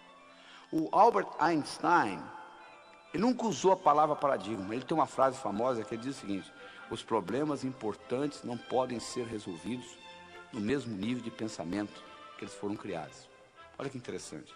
Os problemas importantes não podem ser resolvidos no mesmo nível de pensamento que eles foram criados. Ou seja, exige uma mudança de paradigma para que isso ocorra. Deixa eu mostrar para vocês um paradigma em ação. Você vai ter que ter uma boa habilidade de visualização para seguir o que eu vou falar. Imagine o seguinte: 3, 6, 9 pontos, expostos como se fosse num quadrado, onde eles estão no canto, no meio, no outro canto do quadrado, em cima, no meio e embaixo. 3, 6, 9 pontos. Agora pega um lápis e com 4 linhas retas, tenta passar por esses pontos. Vê se você consegue. Só com 4 linhas retas, sem tirar o lápis do papel e sem passar pela mesma linha 2 vezes. Você vai ver que sempre sobra um, olha aí. Sempre sobra um, sempre sobra um. A não ser que você saia do quadrado. Que quadrado? Você que criou o quadrado. Se você vai lá embaixo, se você está tendo dificuldade em visualizar, você pode passar lá na livraria e abrir o Sucesso Não Ocorre Por Acaso, que eu tenho essa explicação lá no livro. Você vai ver o seguinte, que agora você consegue, interessante. Antes você não conseguia. De repente, quando você muda o paradigma, você consegue. Na vida é a mesma coisa. Às vezes você não está conseguindo fazer dentro do paradigma que você vive. Você muda o paradigma e isso ocorre. Então deixa eu lhe ensinar como é que você muda o paradigma. Vamos pegar o seguinte, vamos pegar uma coisa interessante. Vamos fazer uma hierarquia de ideias aqui, tá bom? Olha só. Pega a palavra transporte. Tá? Bom, transporte. Como é que você pode ter transporte? De carro, de navio, de avião, de trem. Não é verdade? Pega a palavra carro. Como é que você pode? Ó, você tem Volkswagen, você tem Ford, tem Chevrolet. Vamos pegar Ford. A Ford, você tem vários carros. Você tem Del Rey, você tem um carro chamado Taurus. Ó, pega o carro Taurus, por exemplo, que é o melhor carro que a Ford tem. Você pega o carro Taurus, você pode olhar a parte mecânica dele, você pode olhar a lataria e etc. Estão sentindo? Ó, transporte, carro, Ford, Taurus, lataria, etc. Deixa eu lhe perguntar uma coisa. Se eu fosse para lhe oferecer um emprego, o que você gostaria de ser chefe? Você gostaria de ser chefe da lataria do Taurus ou do Taurus como um todo? Você dizia, claro que eu quero ser chefe do Taurus como um todo. O que você gostaria de ser chefe do Taurus ou você gostaria de ser chefe da Ford? Ah, claro que é da Ford. O que você gostaria de ser chefe? Da Ford ou você gostaria de ser chefe de carros? Ah, claro que é de carros. Eu ia mandar na Ford, na Volkswagen, na BMW, etc. O que você gostaria de ser chefe? De carros ou de transportes? Claro que é de transporte. Você ia mandar em navio, avião, trem. Olha que interessante. Há uma hierarquia de ideias. Ora, se eu estou tendo um problema com carros, vamos supor que eu estou tendo um problema com carros em São Paulo. Está demais. Então eu tenho um problema com carros. Como que eu resolvo o problema? Só se eu mudar o paradigma. Como que eu mudo o paradigma? Eu faço a seguinte pergunta. Com que finalidade que existe carro? Transporte. Olha, eu já mudei hierarquicamente para a coisa de cima. Para o nível superior. Que outros exemplos eu tenho de transporte? O trem, metrô. Ah, metrô. Então vamos resolver o problema com o metrô. Olha, para eu colocar metrô em São Paulo, o que eu fiz? Eu peguei carros, eu subi hierarquicamente, eu vi a coisa de um ângulo diferente, eu fui acima no paradigma, eu desci pelo outro lado. Interessante. Será que isso me ajuda no dia a dia? Claro que ajuda. Observe esta. Você está brigando com a sua esposa, discutindo com ela sobre a educação dos seus filhos. E vocês estão naquela discussão ferrenha. Agora, se você pergunta para ela assim, qual é a finalidade de você discutir desse jeito? Ela vai dizer, para o bem-estar do meu filho. Aí eu lhe pergunto, e qual que é a finalidade de você discutir? Para o bem-estar do filho. É engraçado, num nível acima, vocês estão brigando pela mesma coisa. Ou seja, bem-estar do seu filho. Ora, no nível acima vocês estão concordando. Se vocês estão concordando no nível acima, se vocês se deslocarem para o nível superior, haverá concordância, haverá acordo. É muito mais fácil você concordar nesse nível do que na briga lá embaixo. O que você fez? Você saiu do paradigma que você estava brigando. Então, quando você começa a entender essa ideia de paradigmas, você começa a ter mais sucesso na vida. Eu vou dar para vocês uns exemplos práticos, tá? De história. Pegue a palavra Made in Japan, feito no Japão, 1960. feito no Japão em 1960. Barato, copiado, baixa categoria. Made in Japan, 1990. Feito no Japão nos anos 90. Alta qualidade, caro, né? Olha como é que mudou o paradigma japonês. Em 30 anos mudou tudo. Hoje, quando você fala de uma coisa japonesa, é alta qualidade, é alta sofisticação, é alta tecnologia. Houve uma mudança de paradigmas. É verdade? Vamos pegar, por exemplo, o seguinte. Vamos imaginar que eu estivesse conversando com você há 20 anos atrás, tá? E eu lhe fizesse a seguinte pergunta. Qual é o país no mundo que vai continuar dominando o mundo de relógios? Você diria sem nenhuma hesitação: Suíça. Vem fazendo isso há 50, vai continuar fazendo isso há 50, não é verdade? A Suíça, em 1979, ela tinha 65 mil suíços trabalhando no mundo de relógios. Em 1982, 3 anos depois, ela tinha 15 mil suíços. 50 mil suíços foram mandados embora. Sabe por quê? Porque o relógio eletrônico foi lançado no mercado pelos japoneses, a Seiko, e pelos americanos, Texas Instruments. A Suíça controlava o mundo de relógio, enquanto o relógio era mecânico. Quando o relógio eletrônico foi lançado, houve uma mudança de paradigmas no mundo de relógios. Sabe qual a ironia do destino? Sabe quem inventou o relógio eletrônico? Esse que você deve estar usando aí, que é usado a bateria, 99% das pessoas usam hoje. Sabe quem inventou o relógio eletrônico? Não foram os japoneses, nem tampouco os americanos. Quem inventou o relógio eletrônico foi um suíço. Ele apresentou para os diretores, eles falaram: que relógio? Não tem rubi, não tem mola mestre, não dá corda, isso não é relógio. E o relógio eletrônico foi lançado. Então a Suíça perdeu todo o mercado que ela tinha. Por quê? Houve uma mudança de paradigmas no campo de relógios. Quando o Henry Ford lançou nos Estados Unidos o modelo T, que é aquele carrinho pretinho, bonitinho, né? Sabe o que as fábricas de carruagens fizeram? Aumentaram produtividade. Fizeram a roda mais leve, diminuíram o preço. Mas ninguém queria comprar carruagem mais. Todo mundo queria o modelo T do Henry Ford. Hoje, se eu lhe der uma carruagem de presente, você mora numa zona metropolitana, você vai dizer: não, muito obrigado, não quero, não tenho, só, mal na minha garagem dá para parar meu carro, eu não tenho lugar para colocar o cavalo. Mas custava caríssimo a carruagem antes da mudança de paradigmas no transporte. O que eu quero dizer para você é o seguinte: o mundo está mudando, as coisas mudam. A única coisa constante de agora para frente é mudança. E você tem que acompanhar esse processo de mudança. Você tem que entender o seguinte, presta bem atenção no que eu vou falar. Sucesso no passado não garante sucesso no futuro. As fábricas de carruagem faturavam horrores, até que foi lançado o modelo T. Não interessa, só porque você faturou no passado, você vai continuar faturando no futuro. Houve uma mudança de paradigma. E você, para mudar a sua atitude com relação ao seu trabalho, com relação à sua vida pessoal, você tem que mudar, porque se mudar a regra do jogo, muda tudo. Vou dar mais um exemplo para vocês interessante. Um indivíduo que ganhou o Prêmio Nobel de Economia, o nome dele é Herbert Simon. O Herbert Simon fez uma coisa fascinante. Ele fez o seguinte: ele pegou 2 tabuleiros de xadrez, colocou uma separação entre os dois. De um lado, ele montou um jogo de xadrez em progresso. Do outro lado, ele colocou um mestre em xadrez. E ele explicou a regra do jogo: o seguinte: ó, eu vou levantar essa separação e você vai ter 30 segundos para dar uma olhada no jogo. E você vai reproduzir do seu lado esse jogo. Combinado? Combinado. 1, 2, e levantou, o sujeito deu uma olhada, 30 segundos, e baixou, o cara montou. Impressionante. Montava com uma precisão de até 80%. Eles pegaram indivíduos que sabiam mexer com as peças, mas não eram grandes jogadores de xadrez. Fizeram o mesmo estudo. Colocaram o indivíduo lá de lado e disse: ó, vou levantar 30 segundos, dá uma olhada, reproduza no seu tabuleiro. Reproduziram. Precisão, 30%. Quase que aleatório. Aí eles bolaram o seguinte: vamos fazer o seguinte, vamos criar um tabuleiro onde não tem um jogo de xadrez em progresso. Aleatoriamente, pelo computador, nós vamos colocar as peças, ou seja, vão ter 2 bispos na mesma diagonal, etc., que contradiz a regra do xadrez.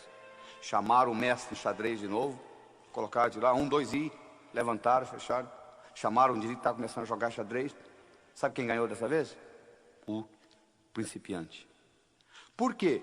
Porque no momento que levantou a separação, o mestre xadrez, sabe o que ele fazia? Ele começou, mas como é que pode dois bispos na mesma diagonal? Quer dizer, ele se distraía com a história, todo aquele know-how que ele tinha do jogo de xadrez desapareceu, porque mudou a regra do jogo. Na sua vida, meu amigo, a regra do jogo está mudando toda hora. Se você é fixo, se você não tem jogo de cintura, se você não sabe se adaptar à mudança de mercado, à mudança de paradigma, você vai dançar, não tem jeito, você não vai conseguir ser bem sucedido. É importante que você entenda o seguinte: agora para frente, a única coisa constante é a mudança. Só para você ter uma ideia, o volume de informação no mundo dobra a cada 4 anos. A partir do ano 2000 vai dobrar a cada 20 meses. Então, o acúmulo é muito grande, a mudança é muito grande. A única coisa que você tem que ter é essa flexibilidade no aprender. A única vantagem que você tem hoje, com relação ao seu competidor, é a habilidade de aprender mais rápido. Não sobrou mais nada. É a sua habilidade de aprender mais rápido. E para fazer isso, você tem que entender esse aspecto de paradigma. Você tem que entender que o verdadeiro ato de descoberta consiste não em achar novas terras, mas vê-las com novos olhos. É isso que você tem que entender. Você tem que entender que onde houver mudança de paradigma, há um aumento de possibilidades. Houve uma época que o paradigma era de que o mundo era chato, não é verdade? Até que Nicolau Copérnico veio e disse: não, o mundo não é chato, o mundo é redondo, ele provou isso matematicamente. Mas quando o mundo era chato, a possibilidade de uma viagem de volta ao mundo seria impossível. Como você vai fazer uma viagem de volta ao mundo, num mundo chato?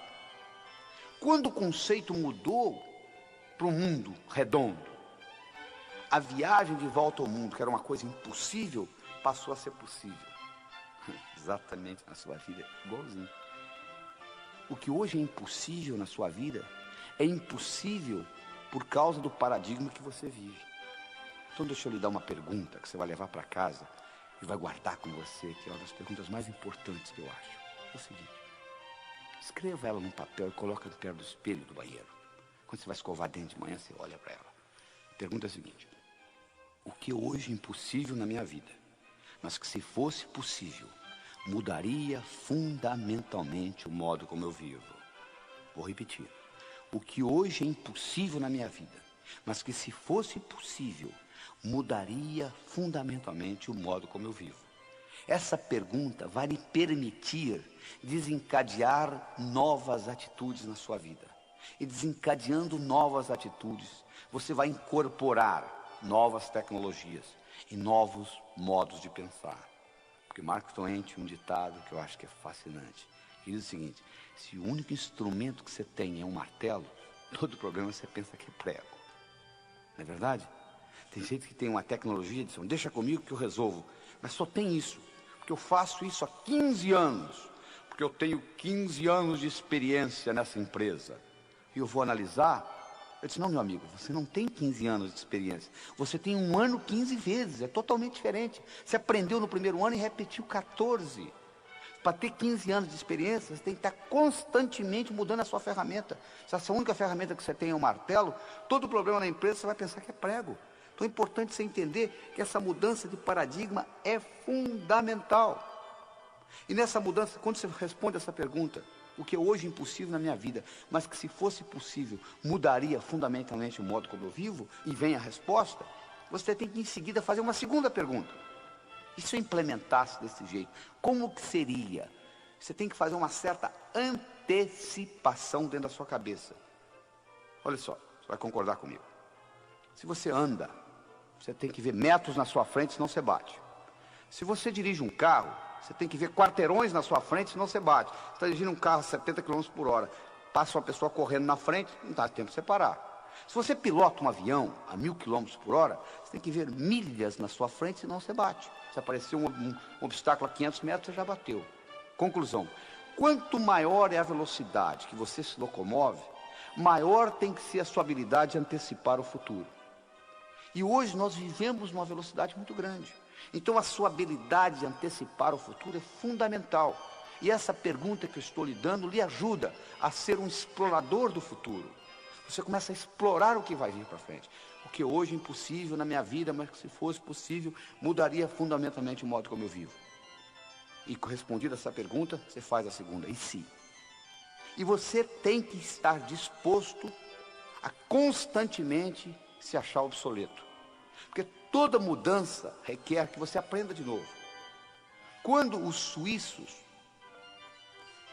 descobriram que o relógio eletrônico estava entrando no mercado, sabe o que eles fizeram? Um relógio Patek Philippe, antes do relógio eletrônico, tinha uma precisão de 1/30 de segundo. Sabe qual a precisão de um relógio eletrônico, desses baratinhos que você compra na feira por $5? É 1/30.000 de um segundo. Sabe o que os suíços fizeram quando os relógios eletrônicos foram lançados? Eles aumentaram a precisão de 1/30 para 1/60 de segundo. O que é 1/60 comparado com 1/30.000? Se o único instrumento que você tem é um martelo, todo problema você pensa que é prego. Eles acharam que iam resolver mecanicamente. Não resolveram. Finalmente eles descobriram que não dava jeito. Eles tiveram que entrar no mercado eletrônico.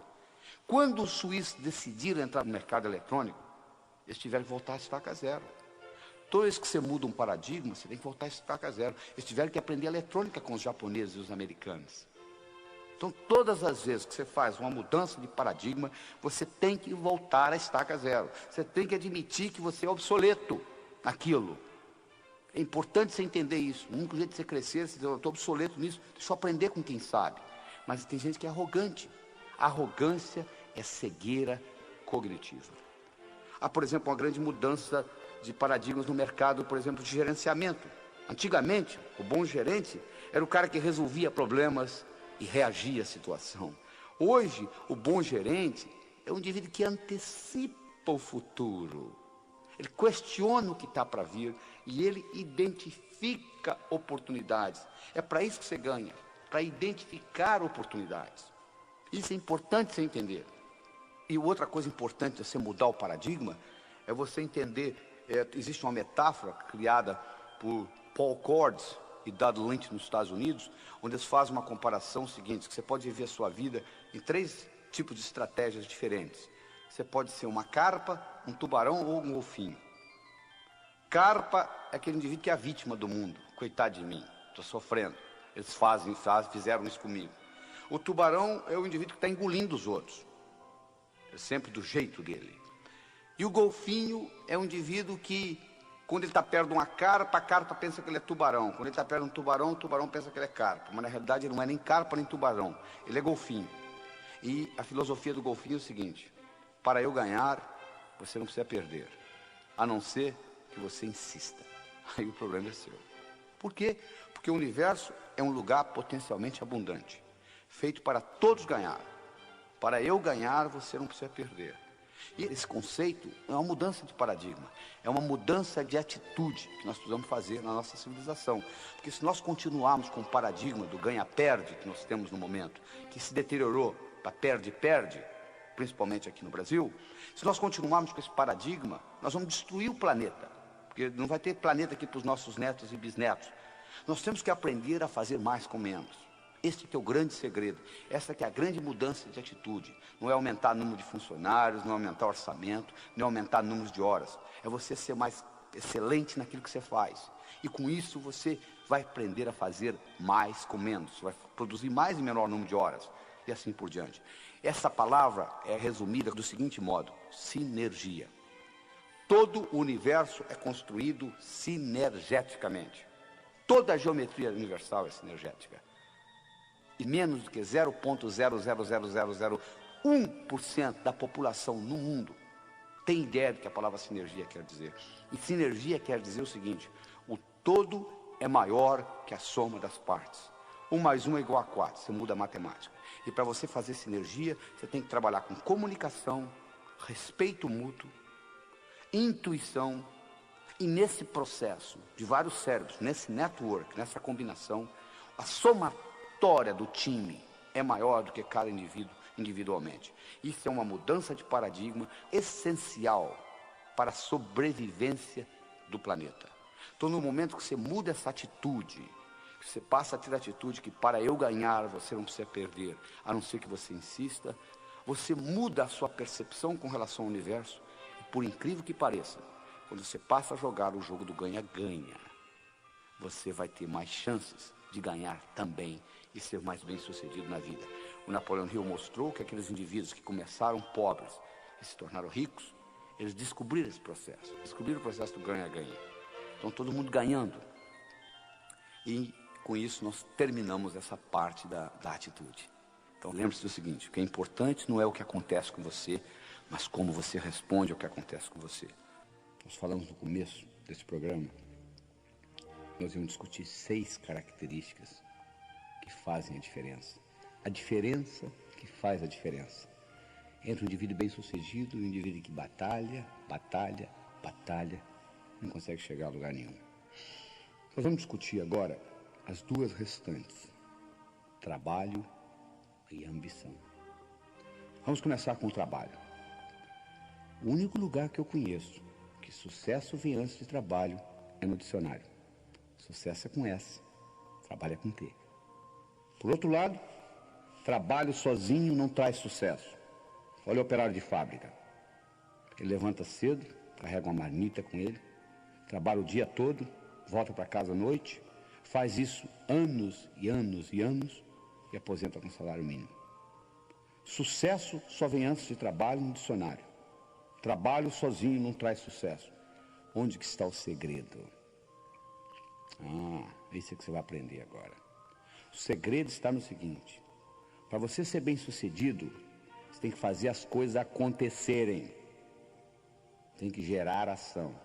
Só que o bonito é que, para fazer acontecer, não significa necessariamente que você as faça.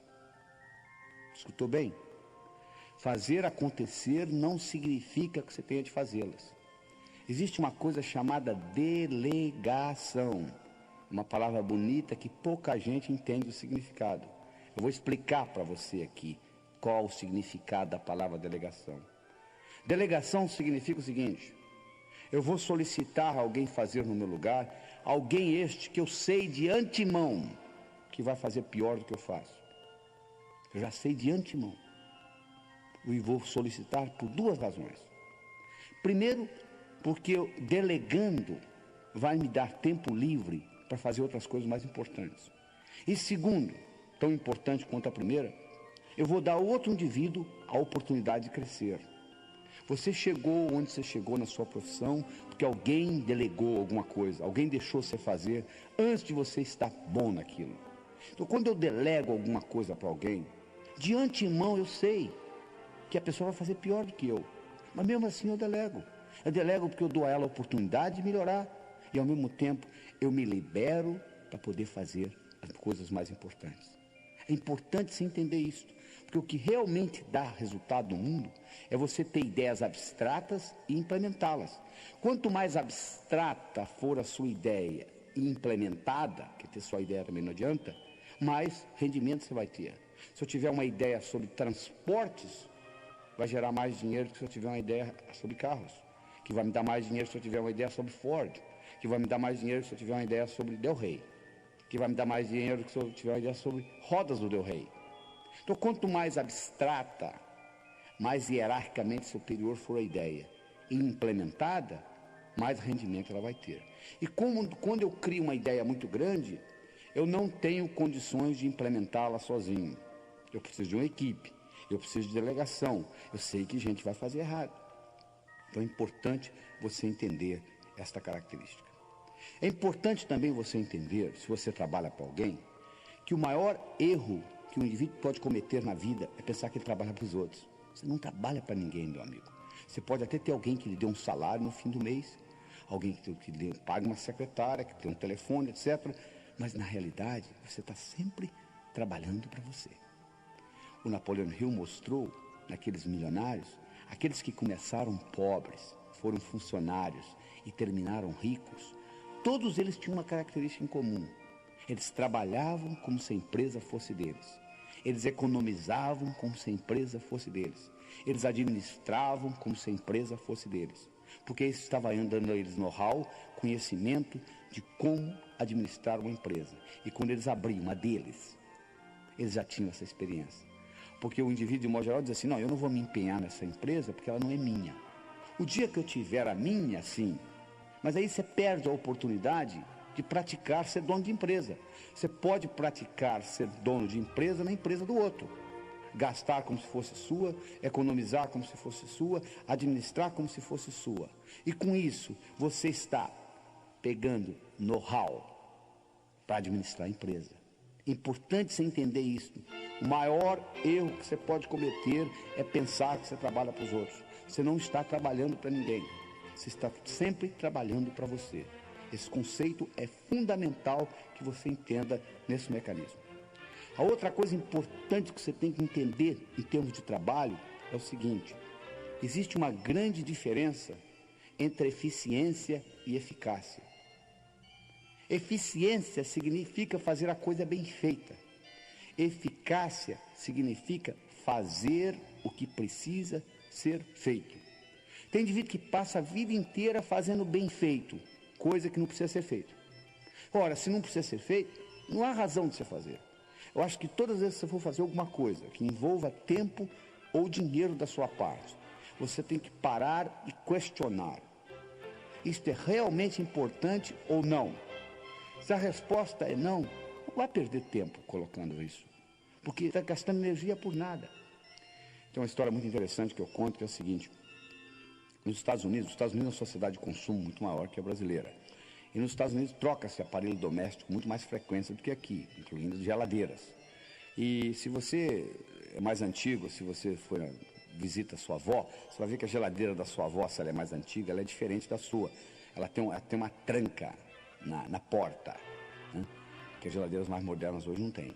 Mas essa geladeira, nos Estados Unidos, houve uma situação, uma época, em que aquelas geladeiras eram mudadas, renovadas, então a geladeira velha ou ia para o junkyard, ou ia para o ferro velho, ou ia para o basement, que é o lugar mais baixo da casa. E as crianças gostam de brincar com aquilo. Então aconteceu 3 ou 4 casos, praticamente numa semana, por coincidência, onde crianças americanas, pequenas, 3, 4, 5 anos, brincando, entravam dentro de uma daquelas geladeiras e a porta batia e elas ficavam presas e morreram asfixiadas. Então foi uma grande confusão nos Estados Unidos, e eles resolveram fazer o seguinte: criar uma tranca de dentro para fora também, para poder abrir a geladeira caso alguém ficasse preso dentro da geladeira. E montaram um sistema onde eles iam ensinar todo o jardim da infância como fazer isso. Na hora que estava prontinho para começar, veio um sujeito e disse: para, não precisa nada disso. Coloca um imã na porta da geladeira, como você tem hoje na sua casa. Quando a porta fecha, o imã segura. Se alguém ficar preso lá dentro, é só empurrar com o pé, abre. O cara disse: mas eu já estou com tudo montado para ensinar. Disse: mas não precisa. Olha a diferença. Eficiência: eu estou com tudo montado para ensinar a todas as crianças do jardim da infância como abrir geladeira de dentro para fora. Eficácia: não precisa. Então, eficiência é fazer bem feito. Eficácia é fazer o que precisa ser feito. Quando uma coisa é realmente importante, vale a pena fazê-la mal feita. Isso é que você tem que entender. Então, você tem que entender o seguinte: todas as vezes que você for fazer alguma coisa que vai requerer tempo ou dinheiro da sua parte, pergunte: isso é realmente necessário ou não? Se a resposta for não, não perca tempo. É importante você entender isso. É importante também se entender no seu trabalho que, se você tem a função, se você quer ter a função de líder, existem certas características de liderança no trabalho. Por exemplo, o líder é um visionário. Ele tem uma visão. É importante você ter uma visão. E a visão geralmente tem que ser maior do que a instituição. Nunca pode ser uma visão de uma empresa ganhar dinheiro. Pode ser consequência. A empresa está lá para ganhar dinheiro. A empresa tem que ter lucro, senão tem que fechar. Mas não pode ser visão. Visão é importante, uma visão maior para servir a sociedade. E como consequência você ganha dinheiro. O indivíduo, para ser líder, tem que entender de realidade. Ele tem que saber qual que é o mercado. Porque se você não entender do mercado do seu produto, não tem jeito de você ir para frente. Então você tem que levar em consideração isso. Você tem que levar em consideração que você tem que ter coragem para implementar coisas, para transformar a realidade em visão. E todas as vezes que você falar alguma coisa, fizer alguma coisa, ou ser alguém no sentido de mudança, meu amigo, você vai ser criticado. Você tem que entender o seguinte: criticismo faz parte do sucesso. Você, para ser bem sucedido profissionalmente, você tem que estar disposto a ser criticado. Porque o único jeito, eu tenho uma fórmula mágica para você: você nunca será criticado na vida. É muito simples. Não fale nada, não faça nada, não seja ninguém. Porque no momento que você falar alguma coisa, no momento que você fizer alguma coisa, ou no momento que você for alguém, você vai ser criticado. Então, uma das coisas que você tem que treinar bem cedo é o seguinte: eu vou ser criticado. Eu vou ser criticado no meu trabalho, eu vou ser criticado na minha empresa, eu vou ser criticado no meu bairro se eu fizer alguma coisa diferente. Toda vez que você sair fora do que eu chamo a boiada. O que eu chamo da boiada? Se tiver uma boiada, se um boi cair no buraco, você sabe que o outro que vem atrás cai também? Porque o boi, a única coisa que ele faz é olhar no traseiro do outro. Se um caiu no buraco, o outro cai. O cavalo já não é a mesma coisa. Se um cavalo cair no buraco, o outro não cai. Então, se você faz parte da boiada, ninguém lhe incomoda, porque estão um seguindo o outro. No momento que você saiu fora da boiada, diz: olha, eu tenho uma coisa diferente para lhe mostrar. Imediatamente, criticismo vai começar na sua vida. Faz parte do esquema. É impossível você ser bem-sucedido sem ser criticado. Então é importante você entender isso. Então essas características são fundamentais para você entender esse aspecto do trabalho. Então, você nunca trabalha para ninguém, você está sempre trabalhando para você, você tem que fazer as coisas acontecerem. Não significa que você tenha de fazê-las, você pode delegar. Isso aí é importante você conceber isso. E que a diferença entre eficiência e eficácia. Eficiência é fazer bem feito, eficácia é fazer o que precisa ser feito. Muito bem, nós estamos chegando à última etapa da história, né? Ambição. Ambição. O indivíduo chega para mim e diz assim: doutor Laíra, eu não quero mais nada na vida. Eu digo para ele: está na hora de você morrer. Mas por quê? Porque a vida é um constante aprender. Você só aprende fazendo. Você diz que não tem mais nada para fazer, então na hora de você ir embora, então. Você tem que sempre ter uma ambição sadia, sempre. Os indivíduos que vivem muito, os indivíduos que produzem muito, os indivíduos que são bem-sucedidos, eles têm uma ambição maior. Não tem nada errado se você não quiser ter. Eu me lembro do caso de um indivíduo que estava sentado na primeira fileira uma vez nos Estados Unidos. Eu estava dando um curso, um indivíduo de 60 e poucos anos de idade, assistindo esta apresentação que eu estou dando aqui para você. E ele levantou a mão e disse assim: doutor, as suas ideias são muito interessantes, eu estou escutando aqui quase 2 horas. Deixa eu contar para o senhor uma coisa. Eu dirijo um carrinho de biscoito, eu entrego biscoito nas padarias. Eu abasteço o carro de manhã e vou de padaria em padaria entregando. E eu volto para casa, lavo o carro, preparo para o dia seguinte. Eu estou fazendo isso há mais de 30 anos, estou quase me aposentando. De modo que essas ideias do senhor são muito boas. O senhor quer saber de uma coisa?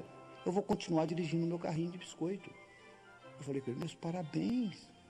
Alguém tem que dirigir o carrinho de biscoito. Não tem nada errado no senhor dirigir o carrinho de biscoito. O que tem de errado, meu amigo, é que tem muita gente que no fundo, quer dirigir carrinho de biscoito e culpa a sociedade, o governo, a inflação, porque não vai para frente. Se você quer dirigir o seu carrinho de biscoito, dirija. Mas não culpe os outros. Por que você não consegue outros cargos? Pessoas, chefes, patrões, podem lhe segurar temporariamente. Você é o único que consegue segurar você definitivamente. Você não consegue segurar um sujeito bom lá embaixo muito tempo. É uma coisa que você pegar uma bola, colocá-la na piscina e segurar a mão. Vai chegar uma hora que a mão cansa, a bola sobe. Se você é realmente bom, independente do governo, do patrão, da inflação, da empresa, você vai subir. Essa é a realidade. Agora, se você quer dirigir carrinho de biscoito, dirija seu carrinho de biscoito, alguém tem que fazê-lo, não tem dificuldade, não tem problema. Ah, mas doutor, eu não tenho opção, porque é o jeito que eu trabalho. Não, opção você sempre tem, meu amigo. Eu sempre digo o seguinte: se você está insatisfeito na vida, você tem sempre 4 opções. Primeiro, saia. Deixa a empresa.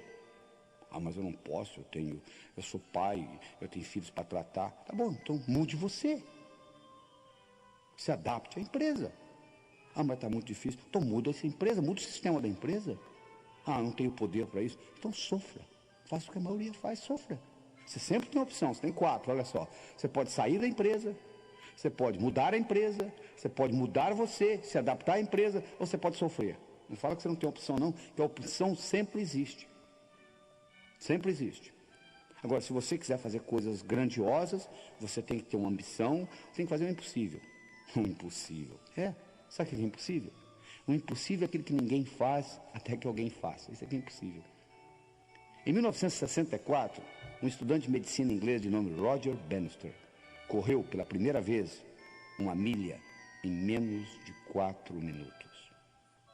Até esse evento, era impossível um ser humano correr 1 milha em menos de 4 minutos. Até que Roger Bannister correu. Depois que Roger Bannister correu, nos próximos 12 meses, 19 outros atletas correram. Hoje, um atleta classificado, renome, correr uma milha em menos de 4 minutos não é nem notícia de jornal. Olha que interessante. Uma coisa que era impossível até 1964, hoje é cotidiano. É um atleta correr uma milha em menos de 4 minutos. Era impossível você fazer a viagem de Portugal ao Brasil, uma caravela em meses.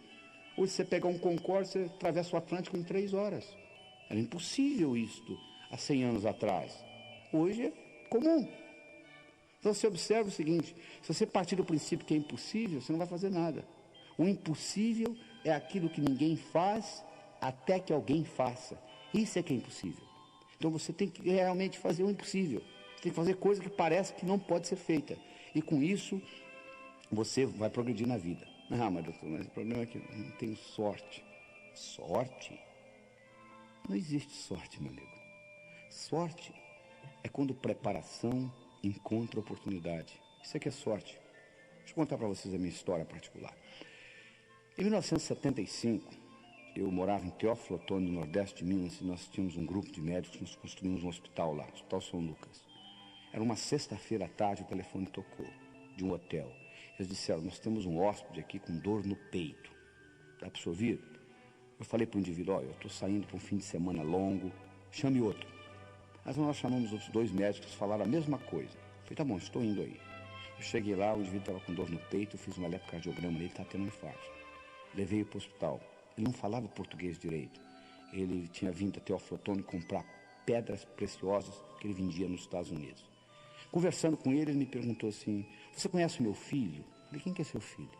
Ele me falou o nome do filho dele. Eu falei, bom, eu não conheço seu filho pessoalmente, mas eu conheço os trabalhos dele, eu conheço os livros dele, eu conheço as publicações dele. O filho dele era um chefe de pesquisa na Universidade de Harvard, nos Estados Unidos, que é provavelmente a universidade mais sofisticada do mundo. 48 horas depois, o filho dele saiu dos Estados Unidos e veio para o Teófilo Otoni para ajudar a tomar conta do pai. E ficou lá e fez amizade com a gente, falava português bem, porque ele era casado com uma brasileira, etc. Na véspera dele ir embora, porque o pai tinha tido alta, eu tinha um centro de estudos no hospital, e aquela noite, por coincidência, não é coincidência, sincronicidade, eu ia falar. Eu ia falar exatamente sobre um assunto de cardiologia, que o filho dele também era cardiologista. Eu ia falar sobre arritmias na fase aguda do infarto. Aí eu pedi permissão aos meus colegas, que tinha cada um uma especialidade diferente, um cirurgião, um ginecologista, um ortopedista, se eu poderia falar no nível do Peter. Porque eles não iam entender nada, mas o Peter ia ficar extremamente impressionado. E eles falaram, vai em frente. Eu dei uma aula no nível do Peter. Quando eu terminei a aula, ele veio para mim e disse assim, Laí, você quer ir embora para Harvard? Eu te levo comigo. Eu falei, na época, eu falei, não, sou o dono da região aqui, faço o que eu quero, estou muito bem. Bom, o fato é que 6 meses depois, eu conversando com ele no telefone, e eu estava um pouco deprimido naquele dia, eu perguntei para ele, e aquela oferta que você me fez? Ele falou, continua de pé, eu já tenho validação do seu diploma aqui nos Estados Unidos, que eu tinha feito a prova passada, por que você não vem? Eu fui. Bom, eu fui de Teófilo Otoni direto para Harvard. Quando eu voltava ao Brasil para fazer conferências nos congressos, os meus colegas de atuação diziam assim, Laí, você é um cara de sorte, hein? Eu falo, por quê? Você está lá no Nordeste de Minas, lá em Teófilo Otoni, você é um sujeito lá de Harvard, vem, te leva com ele. Eu falei, sorte? Tinham 21 médicos na sala, por que não levou os outros 20? Sorte é quando preparação encontra oportunidade. Eu estava preparado e a oportunidade apareceu, é só isto. Não tem mais nada, não. Então, esteja preparado, porque as oportunidades aparecem na sua vida. Só que o óbvio só é óbvio para a mente preparada. A oportunidade, às vezes, está no fundo do seu quintal, você não consegue distingui-la. O óbvio só é óbvio para a mente preparada. É importante você levar isso em consideração. Está entendendo? Então é isso que está aí, não existe sorte. Eu sempre digo o seguinte, quanto mais você pratica, mais sortudo você fica. Essa que é a verdade. Ah, mas doutor, aí, eu tenho tantos problemas, se eu tivesse os problemas que eu tenho, problemas. Sabe que não tem problema, meu amigo? Pessoal que mora no cemitério. Fora isto, a vida é um problema atrás do outro. E eu não gosto de dar conselho, não, mas vou lhe aconselhar o seguinte. Não conte os seus problemas para os outros. Sabe por causa de quê?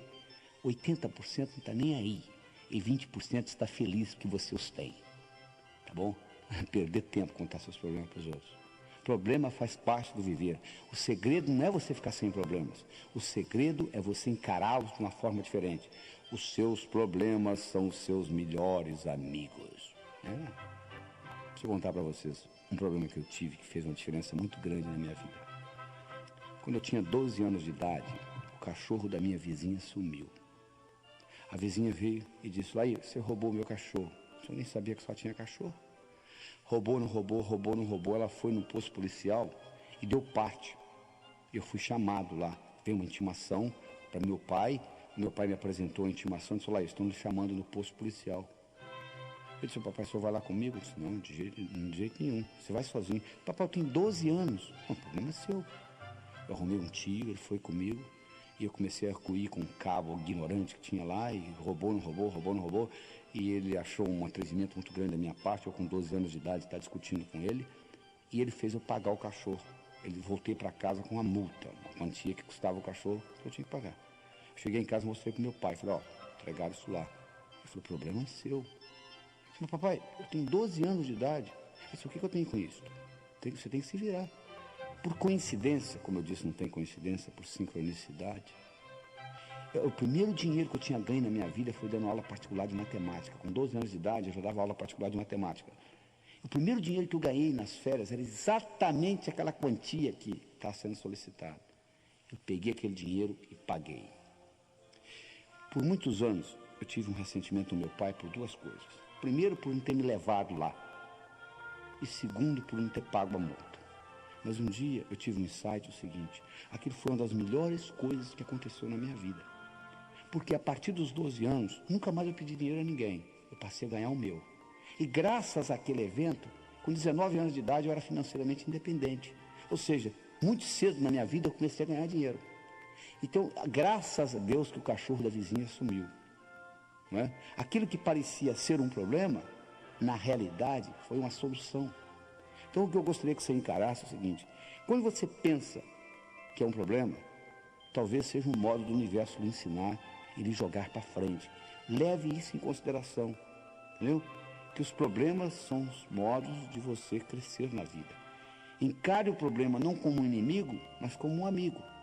E isso vai mudar muito o seu dia a dia. E você tem que fazer isso levando em consideração o seguinte: você tem que criar o seu futuro como possibilidades e não como expectativas. O que eu quero dizer com isso? Se eu crio o futuro como possibilidade e não acontece, continua sendo uma possibilidade. Se eu crio o futuro como expectativa e não acontece, eu fico frustrado. Então eu sim, tenho que estar sempre criando como possibilidade. E à medida que eu crio como possibilidade, se não acontecer, continua sendo uma possibilidade. Isso é um trabalho que você tem que fazer dentro da sua mente. E finalmente, nós estamos chegando ao final dessa apresentação. Eu gostaria de discutir com vocês alguns aspectos práticos da coisa. Uma coisa importante que você tem que ter é boa saúde. Né? Você, para ter uma mente sadia, você tem que ter um corpo sadio. Respeite o seu corpo.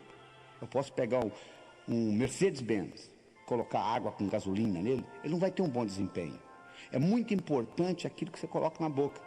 Preste atenção na alimentação, porque o tipo de alimento que você está usando vai ser usado como combustível para o seu cérebro. Como eu disse, se você colocar gasolina misturada com água, o Mercedes pode ser um Mercedes, pode ter um cérebro espetacular, não vai funcionar bem. É importante você levar isso em consideração. A alimentação é fundamental. É importante você levar em consideração que amigos você tem.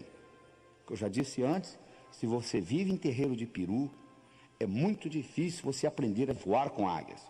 Você quer aprender a voar com águias? Fique no meio das águias. Procure amigos que são iguais ou melhor que você, para você puxar você para cima. É muito difícil você nadar contra a correnteza, principalmente com peso no pescoço. E tenha uma expectativa boa do futuro. Eles fizeram um estudo outra vez na Universidade de Yale, em Connecticut, onde eles pegaram 3 grupos de primeiro ano primário. Foram numa professora e disseram: ó, seu Deus, parabéns, esse ano você vai receber os gênios. Os alunos são gênios. Fizemos um teste de QI neles, a beleza. Olha que diferença. Foram na segunda professora e disseram: ó, esse ano você está perdida, porque você vem muito idiota para cá. Nós fizemos um teste de QI nas suas crianças, QI baixo, você vai ter muita dificuldade. Foram com uma terceira professora e disseram: ó, você vai receber o mesmo tipo de aluno você recebe todo ano. No final do ano, aquela que recebeu gênios, exatamente gênios, passaram nota alta, não deram trabalho, criativos, inteligentes. Aquela que recebeu, coitados de idiotas, teve um trabalho tremendo, não aprendiam direito, etc. Aquela que recebeu média, era média. Só que a verdade é que não existia nem idiota nem gênio. Tudo era a mesma coisa, eram os alunos que recebiam todo ano. Mas acontece que a expectativa da professora mudou. Aquela que tinha expectativa de encontrar gênio, encontrou gênio. Aquela que tinha expectativa de encontrar idiota, encontrou idiota. Se você tem expectativa de melhorar a sua vida, provavelmente você vai melhorá-la. Se você tem expectativa de piorar a sua vida, provavelmente você vai piorá-la. A decisão é sua e continua sendo sua. E eu gostaria de terminar esse programa com uma história. Eu adoro histórias, porque elas têm um poder muito forte na sua mente. São metáforas, passam além da sua mente crítica. Mas essa história é mais ou menos assim. Era uma vez, numa pequena vila da Grécia, morava um sábio. Sábio este que era famoso, porque tudo apresentado àquele sábio, até aquele dia, ele soube responder. Um dia, um jovem adolescente, conversando com um amigo dele, disse: eu acho que eu sei como eu vou enganar esse sábio. Eu vou pegar um pequeno passarinho e vou esconder nas minhas mãos. Eu vou levar para o sábio e vou perguntar para ele: diga-me, sábio, o passarinho nas minhas mãos está vivo ou morto? Se ele falar vivo, eu vou espremer e deixar cair morto nos pés dele. Se ele falar morto, eu vou abrir e deixar o passarinho voar. Ele pegou o passarinho, colocou nas mãos, levou para o sábio, olhou para o sábio e disse: diga-me, sábio, o passarinho nas minhas mãos está vivo ou morto? O sábio olhou para ele e disse: meu jovem, a resposta está nas suas mãos. O mesmo eu digo para você. Você está escutando essa apresentação por agora 2 horas. O que você vai fazer com esse conhecimento, eu não sei. A minha missão está terminando aqui. A sua vai começar. Isso pode entrar por um ouvido e passar por outro. E não ter nenhum impacto na sua vida. Ou você pode escutar essas fitas de novo, reavaliá-las com novos olhos, descobrir aquilo que você perdeu na primeira, porque eu oriento que você tem que escutar isso mais de uma vez só escutando não vai resolver, porque eu coloquei muita informação em curto período de tempo. Escute 1, 2, 3 vezes, analise, veja como você pode aplicar isso no seu dia a dia, porque só escutar e achar bonito não resolve nada, você tem que implementar, você tem que colocar em prática isso que eu estou lhe passando. Mas eu gostaria de deixar, finalmente com você, a seguinte mensagem: o seu sucesso, tanto pessoal quanto profissional, esteve, está e sempre estará nas suas mãos. Lembre-se do seguinte: intenção sem ação é ilusão. Ouse fazer e o poder lhe será dado. Até logo.